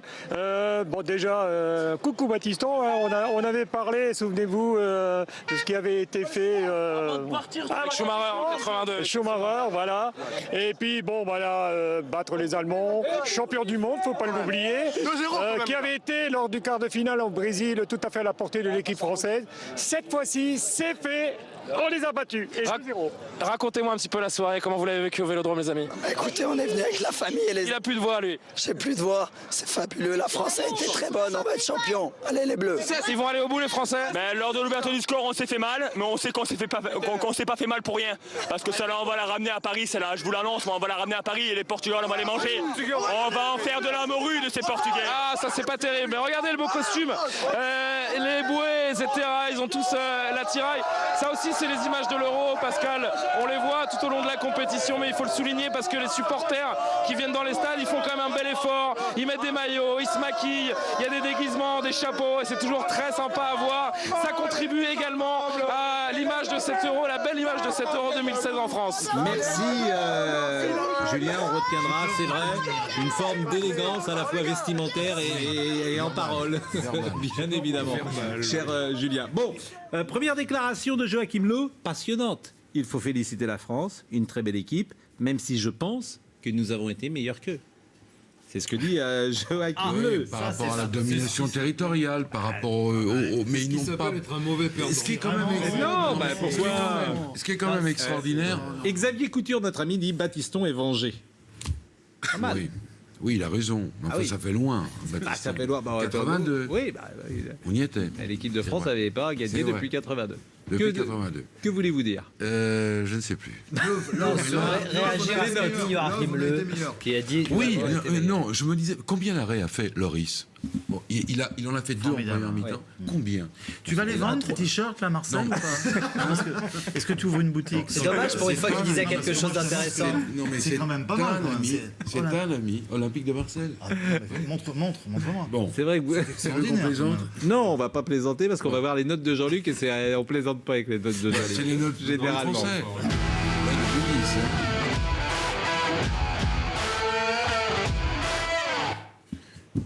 Jean-Luc. Allez, voyons les notes de ce match qui a 2 mi-temps contrastés. Donc, je vous demande de ne pas oublier la première mi-temps, quand vous voyez des 6 par exemple. Bien sûr. En revanche, j'ai été bluffé par cette deuxième mi-temps formidable réalisée par les Français. Loris, on ne peut pas gagner un Euro, une grande compétition sans un grand gardien et un buteur. Je le redis encore, on a avec Loris un grand gardien. La preuve encore aujourd'hui, il mérite son 8. Koscielny a été un formidable chef de défense, il mérite aussi une note un peu au-dessus des autres. Umtiti a été un parfait second, et ça, là aussi, j'ai été bluffé. Je ne pensais pas que Evra aussi pouvait faire un très bon match d'Evra. Et quand on lui demande de défendre il sait le faire. Ouais. La preuve encore aujourd'hui. Sagna a été un petit peu moins emballant, je trouve, sur le côté droit. C'est pour ça que j'ai mis une note un tout petit peu moindre. Matuidi aussi a été, je trouve, un petit peu moins performant que Pogba. Payet aussi, je veux dire, il a beaucoup trop défendu pour que je puisse lui donner une très très bonne note, parce que c'est surtout offensivement qu'on l'attend. Fatigué en plus, évidemment. Donc il s'est épuisé dans cette première mi-temps à courir, à défendre comme beaucoup de joueurs français. C'est pas là où on l'attendait évidemment. C'est pour ça qu'il peut pas avoir une grande note. Sissoko était énorme, il mérite bien son 8. Giroud, c'est non pas la révélation, un peu décevant. Mais les 2 matchs qu'il a fait avec l'équipe. Ça, c'est le coup de Deschamps. Et Griezmann, évidemment. C'est là que Deschamps, bien sûr. Griezmann, la meilleure note. Oui. Même si la meilleure, je la garde quand même pour Deschamps. On parlait de l'architecte. Deschamps qui a perdu. Je parlais de similitude avec Mourinho. Il perd contre Porto une finale de Champions League après avoir éliminé Chelsea et le Real Madrid. Ce jour-là, je pense qu'il a encore eu plus la haine de la défaite, parce que il a appris de Mourinho ce jour-là, et depuis, il a plus beaucoup perdu, Deschamps. Mais il a surtout bâti cette équipe choisi les joueurs. Ah ouais, lui il mérite 10. Il mérite 10 pour la façon dont il gère cet Euro. Et c'était pas gagné au début avec tout ce qui lui arrivait. C'était pas gagné après les poules. C'était pas gagné de savoir s'il allait jouer en 4-3-3 ou en 4-2-3-1. Je disais en rigolant que c'était même un 4-4-2 qu'on a vu en première mi-temps, voire même après en deuxième mi-temps. Mais la façon dont il a su, en plus, renverser la partie en deuxième mi-temps, gérer son coaching. Mais ce qui est bien, c'est qu'il n'est pas resté figé. Hein. C'est vrai qu'on pensait qu'il partait sur le 4-3-3. Il a compris tout de suite que Griezmann et Giroud, ça fonctionnait. Il l'a vu comme tout le monde. Il l'a fait. Et Sissoko, c'est vrai que pour le coup, il est quand même avec Newcastle descendu en deuxième division anglaise. Il fallait le prendre dans les 23. Il l'a fait parce que c'est un soldat de Deschamps. Et quel match il nous sort encore. Et on se dit que c'était pour les deux dragsters qu'on a sur le banc, là, Coman ou Martial, c'était à eux d'aller mettre le deuxième but ou mettre un troisième. Il les a même pas utilisés. Non, mais moi je suis content pour Deschamps parce que vous qui le connaissez bien, Dominique, parfois certains l'ont traité d'épicier, d'entraîneur défensif. Et nous, on répondait toujours la même chose. Souvenez-vous comment il entraînait Monaco. Quand il avait des joueurs offensifs, il jouait à l'offensive. Et c'est un bon joueur offensif. Hein. Non mais c'est un pur pragmatique. C'était pas mal. Non, mais c'est un pur pragmatique, c'est-à-dire que il ne fait que s'adapter. Oui, bien sûr. Oui. Enfin, Deschamps et tout son staff, parce que là, physiquement, ils sont au top. Oui, mais ça depuis le départ. Avec Eric Bédouet et tout le monde. Je suis d'accord, mais ça c'est du Deschamps Italie. C'est Pintus, etc. Mais savoir s'entourer. Gébril le soulignait tout à l'heure. Il a une gestion humaine absolument extraordinaire. Moi, je l'ai vu à l'OM pendant 3 saisons, les 3 saisons que l'OM, finalement... Très critiqué malgré les titres. Très critiqué. La dernière année. La dernière saison.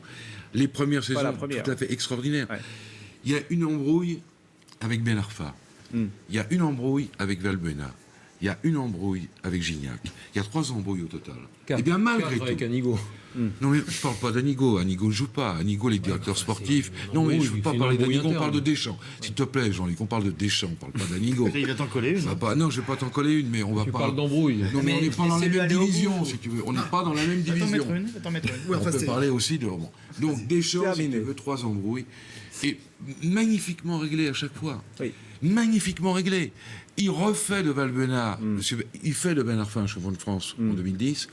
Il remet Valbuena sur les rails, alors que Valbuena est sur le point de claquer la porte de l'Olympique de Marseille.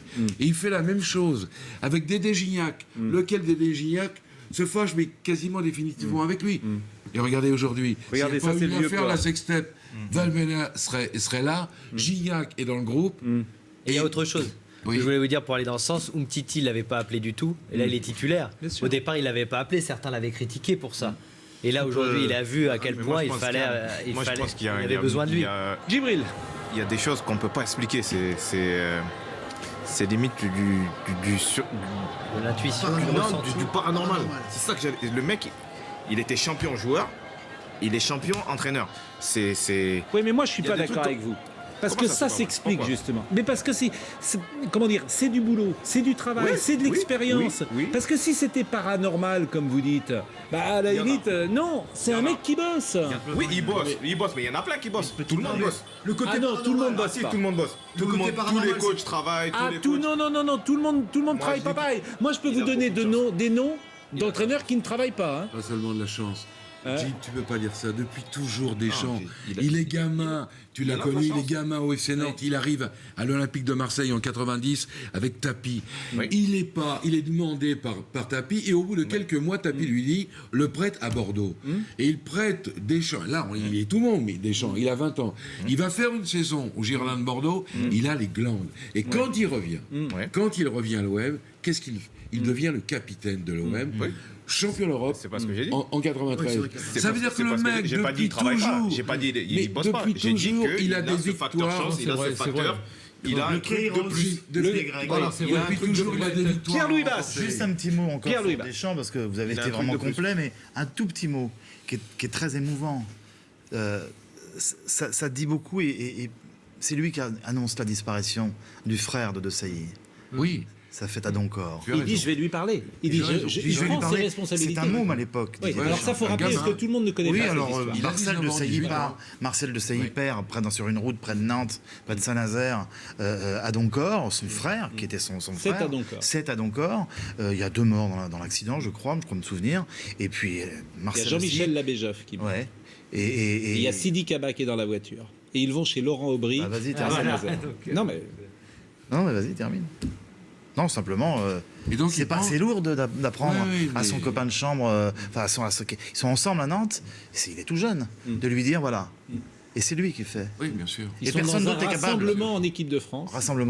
Personne n'ose aller lui dire. Et Didier dit je vais aller. C'est pas un élément quand même révélateur. Il est déjà très mature. Moi, je vais vous raconter une anecdote sur leader naturel. Je vais vous raconter. Il a 13 ans, Didier Deschamps. Robert Budzinski va le voir à Bayonne. Et il est chez ses parents. Et son père, le père de Didier Deschamps, lui dit mais tu vas aller à Bordeaux. C'est à 100 km d'ici. Et Didier Deschamps, à 13 ans, dit non, je veux aller à Nantes. C'est Nantes qui forme des grands champions. Il arrive à 13 ans. Et Robert Budzinski m'a dit 6 mois plus tard, c'était lui. On passait par lui pour régler les amendes pour tout le centre de formation avec des jeunes qui avaient 17, 18 ans, 19 ans. Leader naturel au bout de 6 mois. Voilà. Alors il y en a un par génération. Très précoce. Voilà. Parce que le travail d'entraîneur, il fait partie de ces grands joueurs qui l'ont embrassé très rapidement. Le gars, il a quand même tout compris au métier d'entraîneur en 5 minutes chrono, quoi. Alors après, je t'annonce qu'il y a des haines qui se sont développées avec d'autres, peu importe. Oui. Ils sont très intéressantes et révélatrices de ce qui se passe aujourd'hui. Voilà. Quel rôle il a joué dans la reconstruction avec Jacquet, etc. Un tel, tu le fous dehors, un tel, tu le gardes. Ça fait partie aussi de l'histoire, ça. Hein. Évidemment, ça fait partie de l'histoire. Il s'est fait des amis, il s'est fait des poteaux, mais il s'est fait aussi des... Si vous nous rejoignez, on est un peu partout ce soir en France et on voit des images de joie. On les a vues longuement sur les Champs-Élysées, mais également à Marseille. Dans les fan zones, ça c'est une image évidemment du Vieux-Port. Thomas Jarian est sur les Champs-Élysées. C'est des images d'ailleurs assez émouvantes parce que c'est des images de joie spontanée, des joies de gens qui communient, des jeunes. Il n'y a d'ailleurs aucun souci et c'est assez agréable de voir toutes ces images, j'allais dire bon enfant, qui reviennent ce soir. Simplement, nous avons à parler des notes maintenant avec vous, Philippe Carayon. Ça va être les notes. On va peut-être voir les images avant, peut-être. On va revoir les images de l'équipe de France et après les notes de Philippe Carayon. On va se faire plaisir avec la joie des joueurs également de l'équipe de France au Stade Vélodrome. Ça, c'est une image forte. Regardez, qu'on vous propose évidemment. Le clapping à la française, eh oui, aussi et mieux aussi. Suivi de cette folle sarabande, cette joie entre les joueurs d'équipe de France. Ça avait bien commencé avec vraiment à l'avantage des Français. Et Antoine Griezmann dans tous les bons coups ce soir. Regardez ce qu'il fait avec ce relais avec Matuidi. Et il va aller se présenter devant Neuer. La frappe du droit, il est gaucher, qui est sorti par le gardien allemand. Ensuite, c'est beaucoup plus difficile, étouffant. Le boa constrictor allemand se met en place et les occasions sont allemandes. Heureusement, il faut un grand Hugo Lloris sur plusieurs occasions, à l'image de cet arrêt sur Chan. Et puis une claquette devant Schweinsteiger. Griezmann va encore affoler la défense allemande une première fois sur ce relais avec Patrice Evra. Ça passe à côté. Mais la bonne, c'est la 45e minute. Cette main dans la surface, on va en reparler de ça, ça va être intéressant.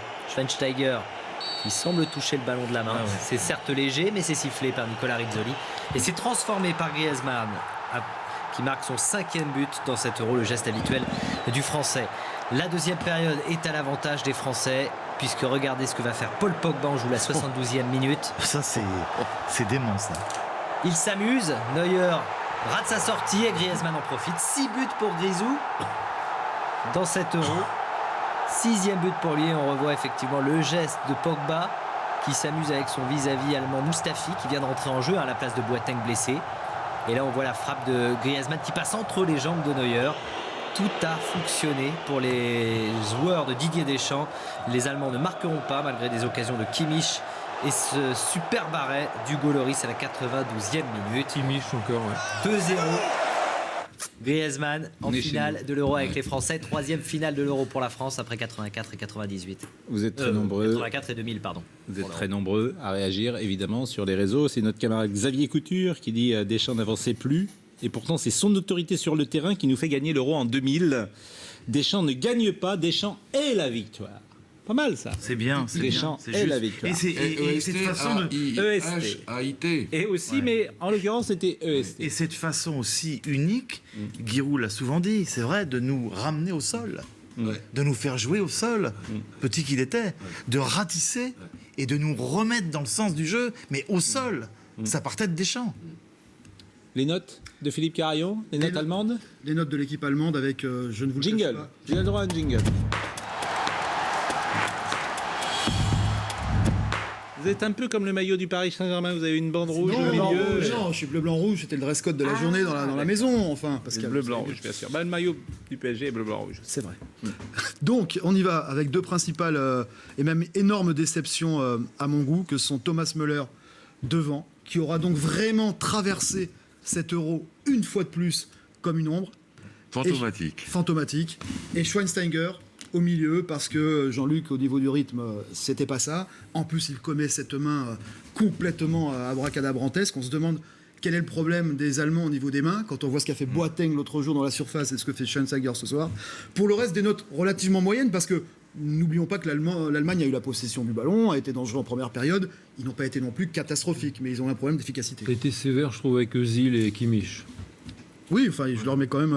Kimmich, c'est pas mal. 4, c'est sévère.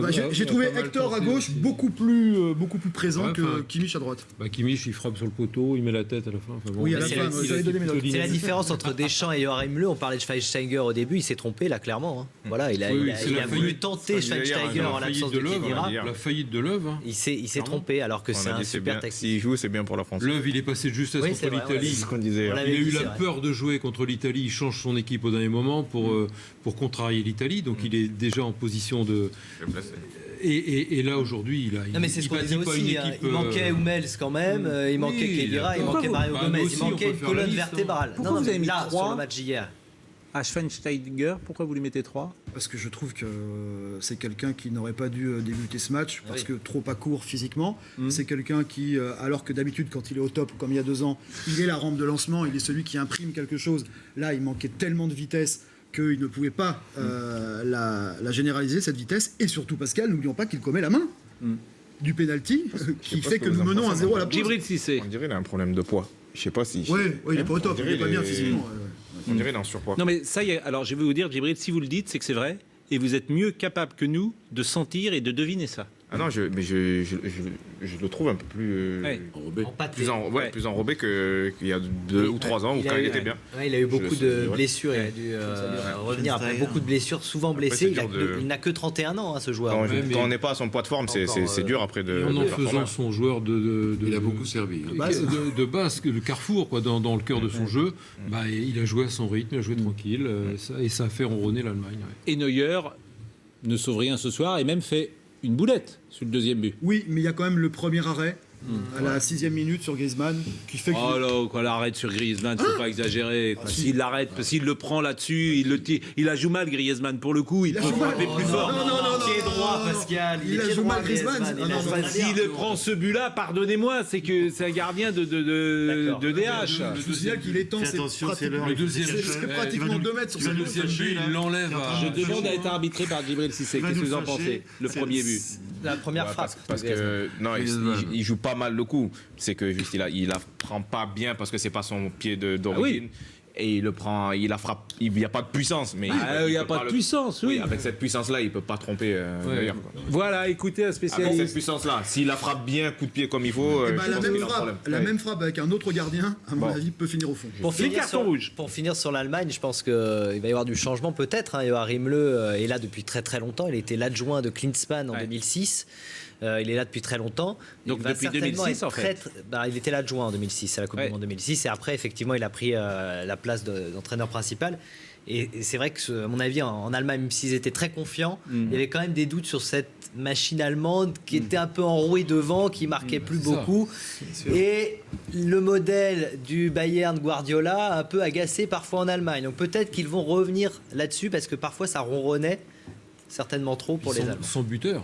Ils traversent l'Euro sans buteur, même si Mario Gomez a dépanné deux matchs. Ils n'ont pas de buteur. Ils ont un grand gardien, mais ils n'ont pas de buteur. C'est symétrique. Si vous nous rejoignez, ils ont plus Klose. Symétriquement l'inverse. Ils ont encore Podolski. Podolski était encore là. Mais qu'est-ce qui se passe? Il va être là encore dans 2 ans. C'est incroyable. Si vous nous rejoignez dans 2 ans, il peut être là encore Podolski. Si vous nous rejoignez, recuit. Je rappelle qu'il va être minuit. Je le dis à Marc Cantarelli, nous sommes en direct jusqu'à 7h du matin, tous ensemble, jusqu'à la matinale pour célébrer le titre qui arrive peut-être. En tout cas, cette finale. Vous êtes en matinale demain matin? Il faut que vous dormiez là. Vous n'avez pas rentré, de toute façon, on ne peut pas sortir dehors. Donc, regardez, la Tour Eiffel, ça c'est des images sympathiques. Est-ce que c'est du direct, ça? Non. C'est pas, voilà, c'était tout à l'heure, puisque la fan zone doit être un petit peu évacuée quand même maintenant, et puis à la Tour Eiffel. Il y a du monde quand même. Hein. Non, il y a du monde. Oui, évidemment qu'il y a du monde. En plus, c'est très symbolique parce que c'est peut-être la plus belle journée d'été en France. C'est la première. Voilà, la première vraie. Au nord de la Loire, oui. Oui, parce que c'est l'été au sud de la Loire depuis plus d'un mois. Ah bon? À Marseille, il fait un temps sublime depuis un mois. Ouais. Il fait très beau. On dit au revoir à Olivier Le Foll. Olivier, qu'est-ce que vous allez faire cette nuit avec les Bleus et que font les Bleus? Ils rentrent demain à Clairefontaine? Oui, il rentre demain à Clairefontaine. De toute façon, c'était prévu comme ça depuis hier. Dès que le match était terminé, l'équipe de France avait prévu de dormir ici à Marseille. Ils sont attendus à Clairefontaine pour l'heure du déjeuner. Alors ce sera peut-être un peu retardé vers 13h30. Et puis, vu qu'il y a eu victoire, il y aura probablement un rendez-vous média. Alors ce sera peut-être l'entraînement ou alors un point presse vers 17h, 17h30. Et nous, on rentre aussi pour aller les accueillir à Clairefontaine parce qu'on va vite commencer à travailler sur le Portugal parce qu'il y a quand même une finale à aller gagner. Quand il est pas en taule. Merci Olivier. Vous remontez sur les 5 avenues, allez chez Vincent, vous le saluez de notre part. Bonne soirée, bonne nuit du côté de Marseille. Est-ce qu'on revoit les images, François? Et peut-être qu'on va parler forcément de France-Portugal qui arrive. On est ensemble jusqu'à minuit 25. Il y aura quand même les cartons de l'ami Dominique Grimaud, mais revoyons les buts. Les images de ce France-Allemagne historique, donc ils voulaient rentrer dans l'histoire, ils l'ont fait les Français en battant les Allemands pour la première fois depuis 58 ans. Cette joie au Vélodrome, la joie comme des gamins, des Bleus qui arrivent pour la 3e fois en finale de l'Euro après 84 et 2000. Voici les premières occasions et elles sont françaises d'abord avec Griezmann qui va tout faire dans cette partie. Ça va être le match, là. Évidemment. Petite frappe sur Neuer après un échange avec Matuidi. Bien placé. Vous avez vu ce qu'il a fait la course avant? Vous ne pouvez pas trop lui reprocher. Des arrêts de Loris, et notamment sur cette frappe de Can. Et à la 25e minute, il va sortir une frappe de Schweinsteiger. Loris déterminant également en première période, puisque les Allemands vont avoir la possession de balle. Et puis Griezmann encore, cette fois avec Patrice Evra qui va le servir. Et ça passe à côté des buts de Neuer. Juste avant la mi-temps, c'est toujours le bon moment pour marquer. Tournant du match, ce penalty. Schweinsteiger qui est en la lutte avec Patrice Evra qui touche le ballon de la main. C'est penalty sifflé par Rizzoli et c'est marqué par Griezmann, 5e but de l'Euro pour lui. 1-0 à la mi-temps. L'équipe de France qui reprend parfaitement la 2e période et qui va inscrire un 2e but qui va mettre fin au suspense. Pogba qui s'amuse face à Mustafi, entré en jeu à la place de Boateng. Il sente, Neuer dégage sur Griezmann qui surgit. 6e but pour Antoine Griezmann dans cette compétition qui réalise un Euro formidable. Ça c'est énorme, ça c'est du 6C ça. Ah non, c'est pas. Meilleur buteur Griezmann de cet Euro. Et on a vu effectivement le geste de Paul Pogba. Les Allemands vont tenter timidement de réagir. 74e minute, il y a quand même 2 belles occasions. Mais Kimmich c'est sur le poteau et Kimmich encore, c'est sur Hugo Lloris. Magnifique sortie du gardien français, 2-0. Voilà le score final. France-Portugal, 21h, au Stade de France. On y sera évidemment. On est chez nous. Les cartons rouges, jingle. Très vite le carton rouge. Je voudrais qu'on voit vraiment ensemble, et je vous demande votre avis sur le penalty. Oui. Justifié ou non justifié, si on peut nous envoyer les images. Moi j'avoue que j'ai pas un avis très tranché sur ce pénalty. Oh, si vous dites ça, c'est que vous avez un avis tranché tel que je vous connais. Non, parce que vous pensez qu'il n'y a pas pénalty. Je ne sais pas, je ne sais pas. Je pense qu'il est très sévère le pénalty. Oui, bah voilà, c'est pour ce ça que je pense, Dominique. Donc si on était Voyons les images. L'arbitre qui il signale. touche de la main. Hein. Il touche de la main. Non, mais si on était, si c'était le contraire et que l'équipe de France était battue là-dessus, on parlerait que de ça. Non, mais il n'a pas besoin de mettre sa main en avant. Voilà, c'est ça le problème. Mais Djibril, si on est, Dominique, imaginez. Ils en ont pris un avec Boateng le match d'avant. Oui, il a pas besoin. Enfin, Boateng, c'est Non, c'est pas le même. C'est net. C'est pas le même. C'est Mais il défend avec les mains en l'air. Mais non, là, c'est pas le même. Le ballon, la main. Tu penses qu'il a peut-être pas touché? Là, je crois qu'il a touché. Non, l'erreur de Schweinsteiger. Pourquoi défendre avec les mains en l'air? Pourquoi défendre avec les mains en l'air? C'est pas les mains en l'air exactement. Justement, c'est pas. Il est pas comme ça. Il est comme ça. Non, il est pas. il est comme ça. Il est pas. C'est pas Boateng. Tu seras pas un beau vieux, toi. Hein. Oh là là, mais t'es plein de bile et de fiel ce soir. Mais pas du Comme tout. d'habitude. Non, mais il y a beaucoup de gens qui disent qu'il n'y a pas pénalty sur Twitter. Essayez de leur répondre, s'il vous plaît. Vous êtes là pour analyser. Est-ce qu'il y a pénalty ou non? Imaginez. Répondez. Répondez. Que ce soit le contraire. Oui. Que l'équipe de France soit éliminée sur un seul but et un pénalty comme celui-là. On ne parlerait que de ça. Oui, mais est-ce que ça veut dire qu'il y a pénalty ou pas? Pascal, est-ce que ça veut dire qu'il y a pénalty ou pas? Pour autant. On en parlerait pas. Il y a pénalty. Mais il y a main. Il y a main. Il touche le ballon de la main. Donc il y a pénalty. François, pardonnez-moi, c'est pas parce que tu touches le ballon de la main qu'il y a pénalty. Mais si, ça arrête. Non, mais le truc, c'est que. C'est le problème, c'est l'intention, c'est la main volontaire. Evra met la tête, on est d'accord. Voilà, Evra met la tête. Ça stoppe la direction du ballon, ça se trouve, il y a but derrière. Il y a pénalty. D'accord avec Djibril. C'est clair et net. Bon, c'est Djib. Le seul problème, Djibril, c'est que ce genre de pénalty, ce genre d'intervention-là, c'est vrai, n'est pas souvent sanctionné d'un pénalty. Pour donner un petit point à Pascal. Si c'est sur le corner, il a touche de la. En tout cas, la majorité a toujours raison. François, pour vous, il y a pénalty. Un pénalty. Dominique, il y a pénalty. Je ne sais pas. Ah bah non, mouillez-vous. Bah non, pour moi. Bon, d'accord. Djib, Il faut se mouiller. 2. Pour moi, il n'y a pas pénalty. Ça fait 2-2. Jean-Luc. Pénalty 3. Pierre-Louis. Oui, il y a pénalty. Attendez, c'est pas non plus d'une tristesse. Je veux dire, vous dites ça comme si. Vous voyez ce que je veux dire? Il est minuit. Mais alors, il est minuit. On rigole un peu, quoi. Et pour vous, il y a pénalty. Tu vas pas en faire des tonnes sur le terrain. La majorité a toujours raison. Donc, il y avait pénalty. Et Marc Cantarelli, en régie, me dit oui, il y a pénalty. Bon, alors il y a pénalty. On va pas y passer toute la nuit. Pour finir le débat, il y a des défenseurs aujourd'hui qui défendent comme ça, les mains derrière le dos, pour éviter justement de faire main dans la surface. Là, c'est une défense catastrophique de Schweinsteiger. Il lève un pouce. Mais ça, c'est chaud à Marseille. Regardez à Marseille. Ça, c'est des images de Marseille. Ça, c'est sur le Vieux-Port. Ça danse. Philippe nous dit un petit garçon qui avait 15 ans en 1982 s'endort heureux ce soir. Ça c'est tendre, Philippe, c'est bien. Sissoko est lyonnais car pour moi c'est lui la révélation, match moyen de la classe lyonnaise, nous dit Chana Kill. Pas compris là. Moi non plus, j'ai pas compris. lyonnais, Mais bon, je ne sais pas ce que ça veut dire. Zinad Forever dit ce soir je vous adore. On est bien là, pas vrai? Allez les bleus. Et le maillot. Bon, je ne sais pas pourquoi il dit ça. Vous pourriez rendre hommage à la moitié de la Terre avec le... Pascal, vous n'allez peut-être pas lire tous les tweets. Ah bah non, mais non, je vais pas les 350. Toute la soirée. Il y en a juste 350. Le capitaine Gragnon, on n'a pas appelé. Le capitaine Gragnon à Noirmoutier recevra ses amis pour un tournoi de pétanque dimanche avant le match. C'est habituel, tous les 16 ans avant un grand match. Oui. Si c'est Djibril, c'est votre séquence. Jingle. Antoine Griezmann. Si c'est Djibril, alors je rappelle la séquence, hein, évidemment, vous êtes quelqu'un et ce soir c'est Antoine Griezmann. Il y aura cette si c'est Djibril qui est Antoine Griezmann, est-ce que vous dites ce soir j'ai gagné le ballon d'or? La première. Oui, c'est la première. Non, pas encore. Non, j'y pense pas. Je suis trop excité de ce qui vient de se passer et j'ai hâte d'être à la finale. Si c'est Djibril qui est Antoine Griezmann, est-ce que vous dites c'est le plus beau moment de ma vie de footballeur? Oui, parce que j'étais petit et j'y rêvais. Je me suis fait recaler dans beaucoup de clubs et aujourd'hui je suis aux portes de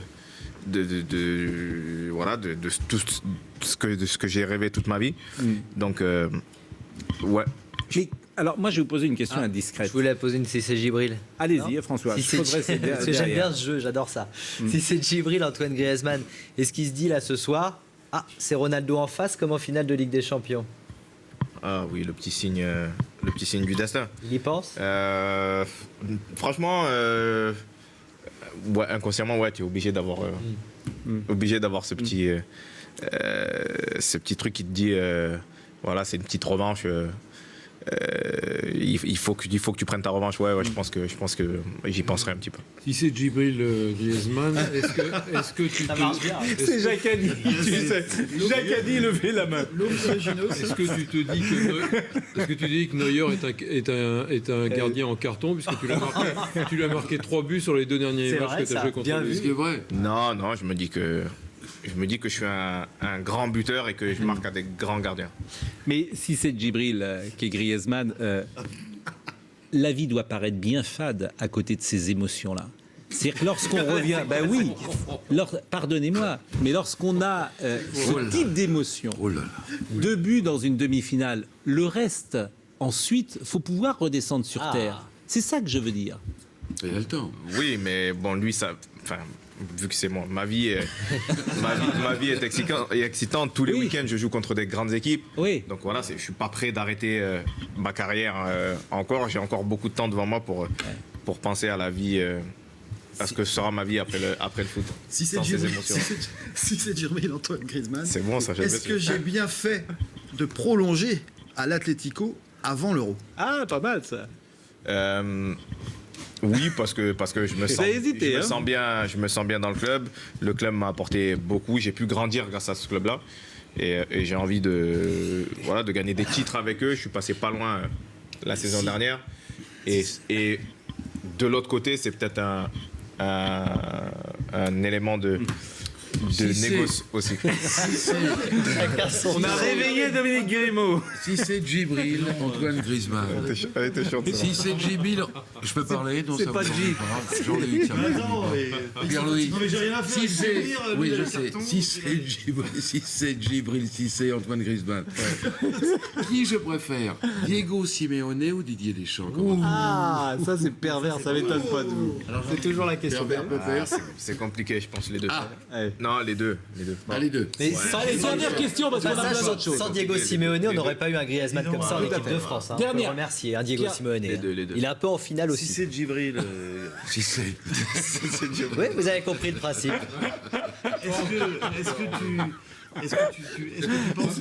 Est-ce que tu penses que c'est une... Eh les gars, calmez-vous là-haut.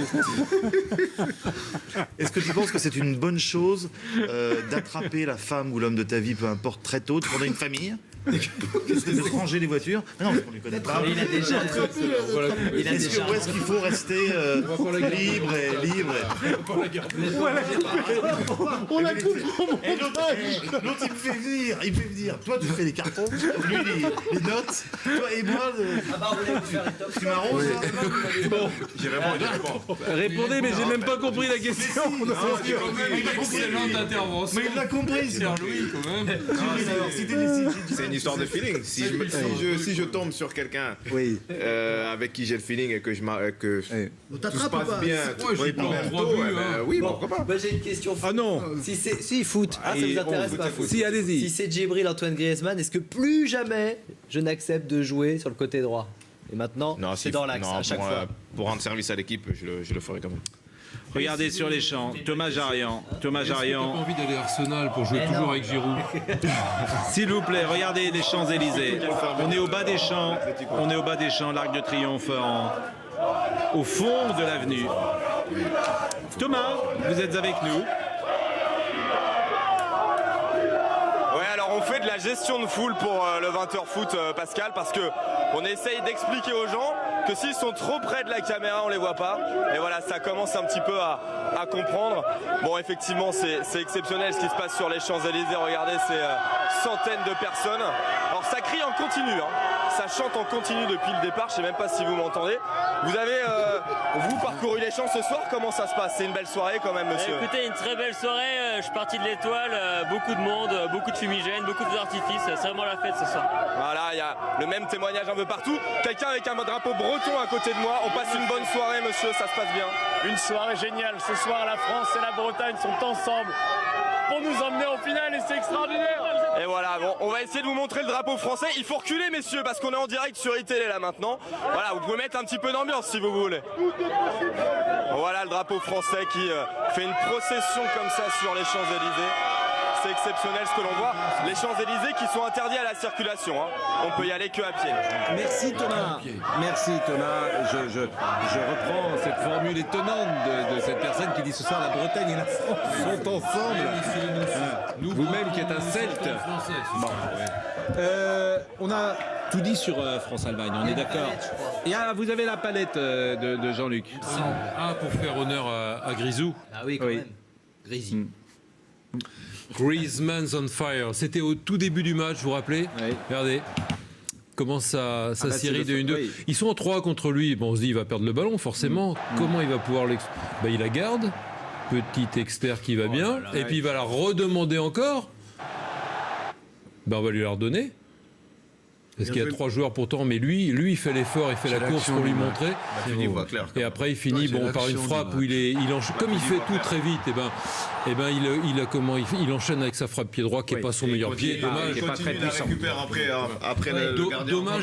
Dommage, mais c'est pour montrer à quel point il est vif, agile, technique et lucide dans un petit périmètre. Et ça doit être un bonheur de jouer avec un joueur comme ça. Je vois Giroud et les meilleurs avec Griezmann. J'imagine que vous auriez été hyper content de jouer avec un Griezmann autour de vous, qui bouge pour tout le temps, qui bouge pas. Mais j'ai eu des bons joueurs quand même autour de moi. Donc ça vous avez tweeté ce soir, Djibril? Non, pas encore. Faut que vous tweetiez, parce que là, on a plein de tweets de stars, et on va les voir avec François, Paul Pogba, Manuel Valls a tweeté, on va voir tout ce que ces personnalités ont dit. Alors, d'abord, c'est Paul Pogba, donc c'est peut-être pas lui, c'est peut-être sa communication. Mais voilà, tous avec nous, allez la France, évidemment, ça c'est sur Instagram. Karim Benzema, bravo à toute l'équipe et au staff. Allez, encore un match. First, never follow, c'est bien d'avoir tweeté ça. Leonardo sur Griezmann, le petit prince devient grand. Il a raison. Je dis quand même, Leonardo. Anne Hidalgo, la maire de Paris. Quelle victoire, un immense bravo aux Bleus pour ce match. Allez au bout du rêve, dimanche. Elle est au courant, Manuel Valls, Premier ministre, en avant vers la finale. Vive les Bleus et vive la France. Original. Et puis quelques tweets de personnalités moins célèbres, mais pour nous elles comptent puisqu'ils nous suivent. Musti qui nous dit la sortie de Boateng est la preuve ultime de la chance de Deschamps. Plus chanceux tu meurs. C'est vrai qu'on n'a pas évoqué la chance de Deschamps. Djibril l'a évoqué, mais vous l'avez coupé. Le poteau extérieur. Et puis la bonne étoile de Deschamps également que l'on pouvait voir dans d'autres tweets passés. Bon, sachez qu'entre minuit et demi et 1h du matin, le débat, vous pourrez encore écouter un débat sur les Bleus, puisque Marc Cantarelli et toutes les équipes d'ITélé ont fabriqué un best-of de tout ce que vous avez dit, messieurs, depuis la fin de la rencontre. Djibril, hein. Et il y a Cissé de Djibril. Vous voulez pas poser une question à Djibril, Pierre-Louis? Est-ce que vous viendrez dimanche? Je suis obligé de me mettre à genoux pour que vous reveniez dimanche? À genoux, c'est légèrement pornographique quand même. Non, mais pas du tout. Mais dimanche, ça me ferait plaisir que vous veniez. Vous serez peut-être au Stade de France? Écoute, je serai au Stade de France très vraisemblablement. Pascal, c'est dommage. Voyons. Juste une parenthèse. Très vite. On a 7 minutes pour parler de France-Portugal. Très vite. Est-ce qu'on doit inviter Michel Platini pour la finale de dimanche? À qui l'on doit Mais il ne viendra pas, Dominique, il ne voudra jamais. Mais il est invité permanent, vous le savez. Il est invité permanent. Jacques Lambert l'invite. Il est invité permanent. Mais tu n'as pas envie, quand c'est Michel Platini, de venir. Il tend là. Est-ce qu'il peut venir? Est-ce qu'il est à sa place? Mais il n'a pas le droit de venir. Il n'a pas le droit de venir, pardonne-moi. S'il est invité par le président de la République, il a le droit de venir, pardonne-moi. Pas à moins de répondre, pose la question à Nathalie. Il n'a pas le droit de rentrer, d'être dans un stade en représentation officielle, pardonnez-moi. Mais et vous le mettez où? Dans quelle tribune? Vous l'invitez où vous voulez. Comme le président islandais avec les. Mais vous n'avez pas le droit. Il a le droit d'assister à un match. Il a le droit de mais vous n'allez pas inviter Michel Platini pour le mettre derrière le but quand même. Dans la parenthèse, mais c'est vrai que voilà, son absence pèse quand même. On lui doit cet euro. France-Portugal, les amis, on va peut-être voir l'arborescence. Allez, il a raison, François. Parlons de France-Portugal. On dit l'arborescence pour voir le parcours des deux équipes. La France qui a battu à partir des 8e la République d'Irlande, puis l'Islande en quart. Puis l'Allemagne, donc ce soir en demi. Le Portugal a sorti la Croatie, la Pologne au tir au but et le Pays de Galles hier. Portugal-France, est-ce que déjà ça vous plaît d'affronter le Portugal ou est-ce que ça vous inquiète? Mais je veux dire, c'est extraordinaire. C'est une belle finale. On va se retrouver avec une communauté franco-portugaise, portugaise, française, de 2e ou 3e ou 4e génération. On se connaît, on s'aime. je veux dire, à Saint-Maur et ailleurs, c'est très vrai ce que vous dites. les barbecues. Il y a une vraie communauté. Mais bien sûr qu'il y a une vraie communauté qui fonctionne dans les deux sens. Exactement. C'est-à-dire qui fonctionne d'une manière identitaire personnellement, mais en même temps tournée vers le pays. Je suis d'accord. Et c'est vrai, moi je sais que personnellement, j'ai vécu à Saint-Ouen de très nombreuses années. Mes copains ce soir, écoutez, les Portugais qui m'écrivent, ils vous le disent, Pascal, ils vous le disent, peu importe le résultat, pour nous, le meilleur qui gagne. Mais je suis d'accord avec vous. Moi, je suis très frappé de ça. Il n'y a pas d'hostilité. C'est très vrai ce que vous dites. Il n'y a pas d'hostilité entre la communauté portugaise. Il n'y a pas d'hostilité entre les Français qui sont issus de la communauté portugaise, dont les parents, grands-parents étaient, et les Français. Qui ne sont pas issus évidemment de... Et sur le terrain, est-ce que ça vous fait peur sur le terrain? Non. Enfin, la France largement favorite pour vous. Ce que j'ai vu du Portugal. Et c'est là le danger. Mais c'est Et c'est là le danger. Favorite, j'aurais pas. Non, mais c'est la question justement. Non, mais elle est terrible cette équipe du Portugal. Parce qu'elle est, je veux dire, elle ressemble un peu à l'équipe de France. Un peu, ouais. C'est pour ça qu'elle est plus terrible. Sauf qu'elle a moins de talent offensif, elle en a qu'un, mais qui est énorme, qui est Ronaldo. Vous êtes sérieux? Nani est pas mal. Ronaldo est énormissime. Nani aussi pas mal quand même. Nani est pas mal, mais Nani c'est pas mal aussi. Mais elle ressemble à l'équipe de France. Pourquoi? Oui, avec. Non, moi, c'est une équipe qui m'inquiète un peu. Parce que le retour de Pep, qui est peut-être le meilleur défenseur de cet Euro, qui n'a pas joué la demi-finale. Pep rentre. Renato Sanchez, maintenant, a trouvé sa dimension, son volume. Ronaldo, on n'en parle pas. Avec le but qu'il a marqué hier et le but qu'il fait marquer à Nani, il est sur un nuage.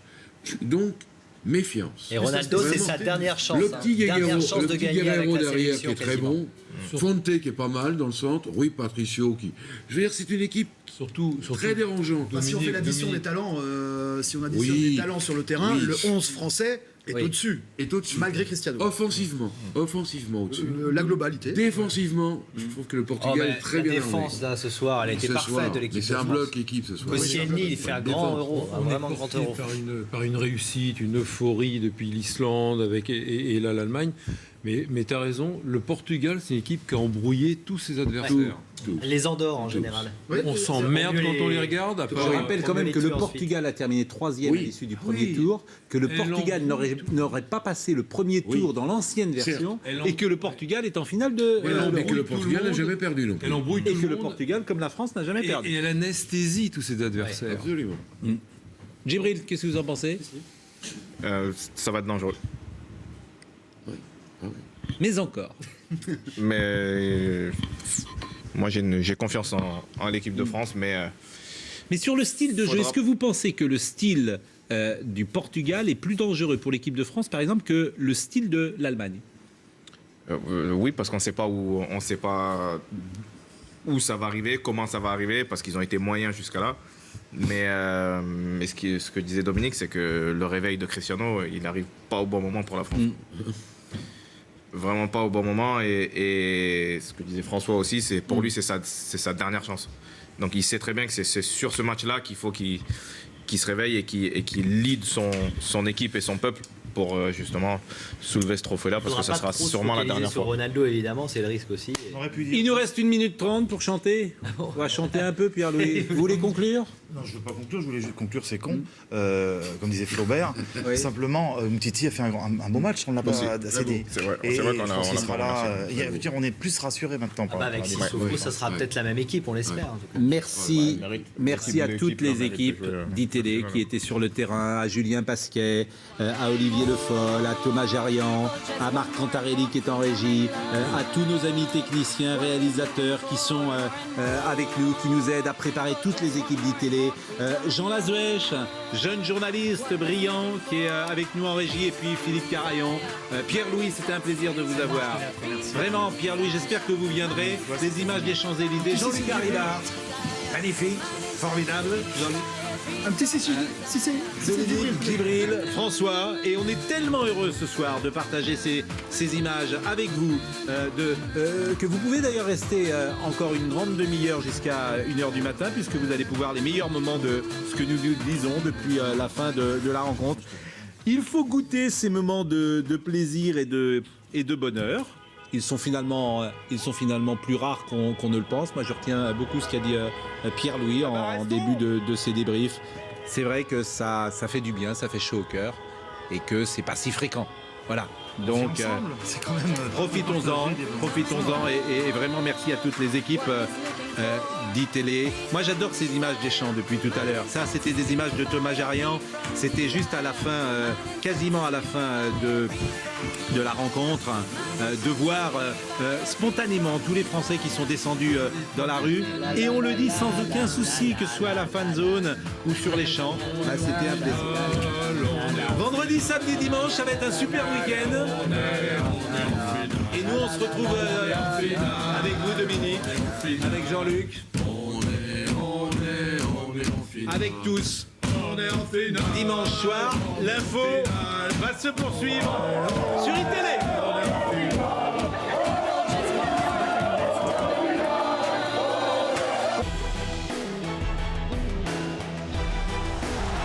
Difficulté sur le plan défensif, j'observe qu'elle n'a pas pris de but contre l'Allemagne. Djibril Cissé, réaction. Très bien. Très bien, satisfait, content pour eux. J'espère maintenant qu'ils finiront le boulot en beauté parce qu'ils le méritent. Ils le méritent, ils ont été solides en deuxième mi-temps, ils ont marqué le deuxième but quand il fallait. Et voilà, je pense que c'est la France qui a rendu cette équipe d'Allemagne moyenne. Vous êtes d'accord avec l'analyse de Dominique lorsqu'il dit que rarement une équipe a été aussi solidaire? Parfois les équipes de France avaient un super joueur comme Zidane, comme Platini qui pouvait faire la différence. Là c'est d'autres valeurs. Ouais, malgré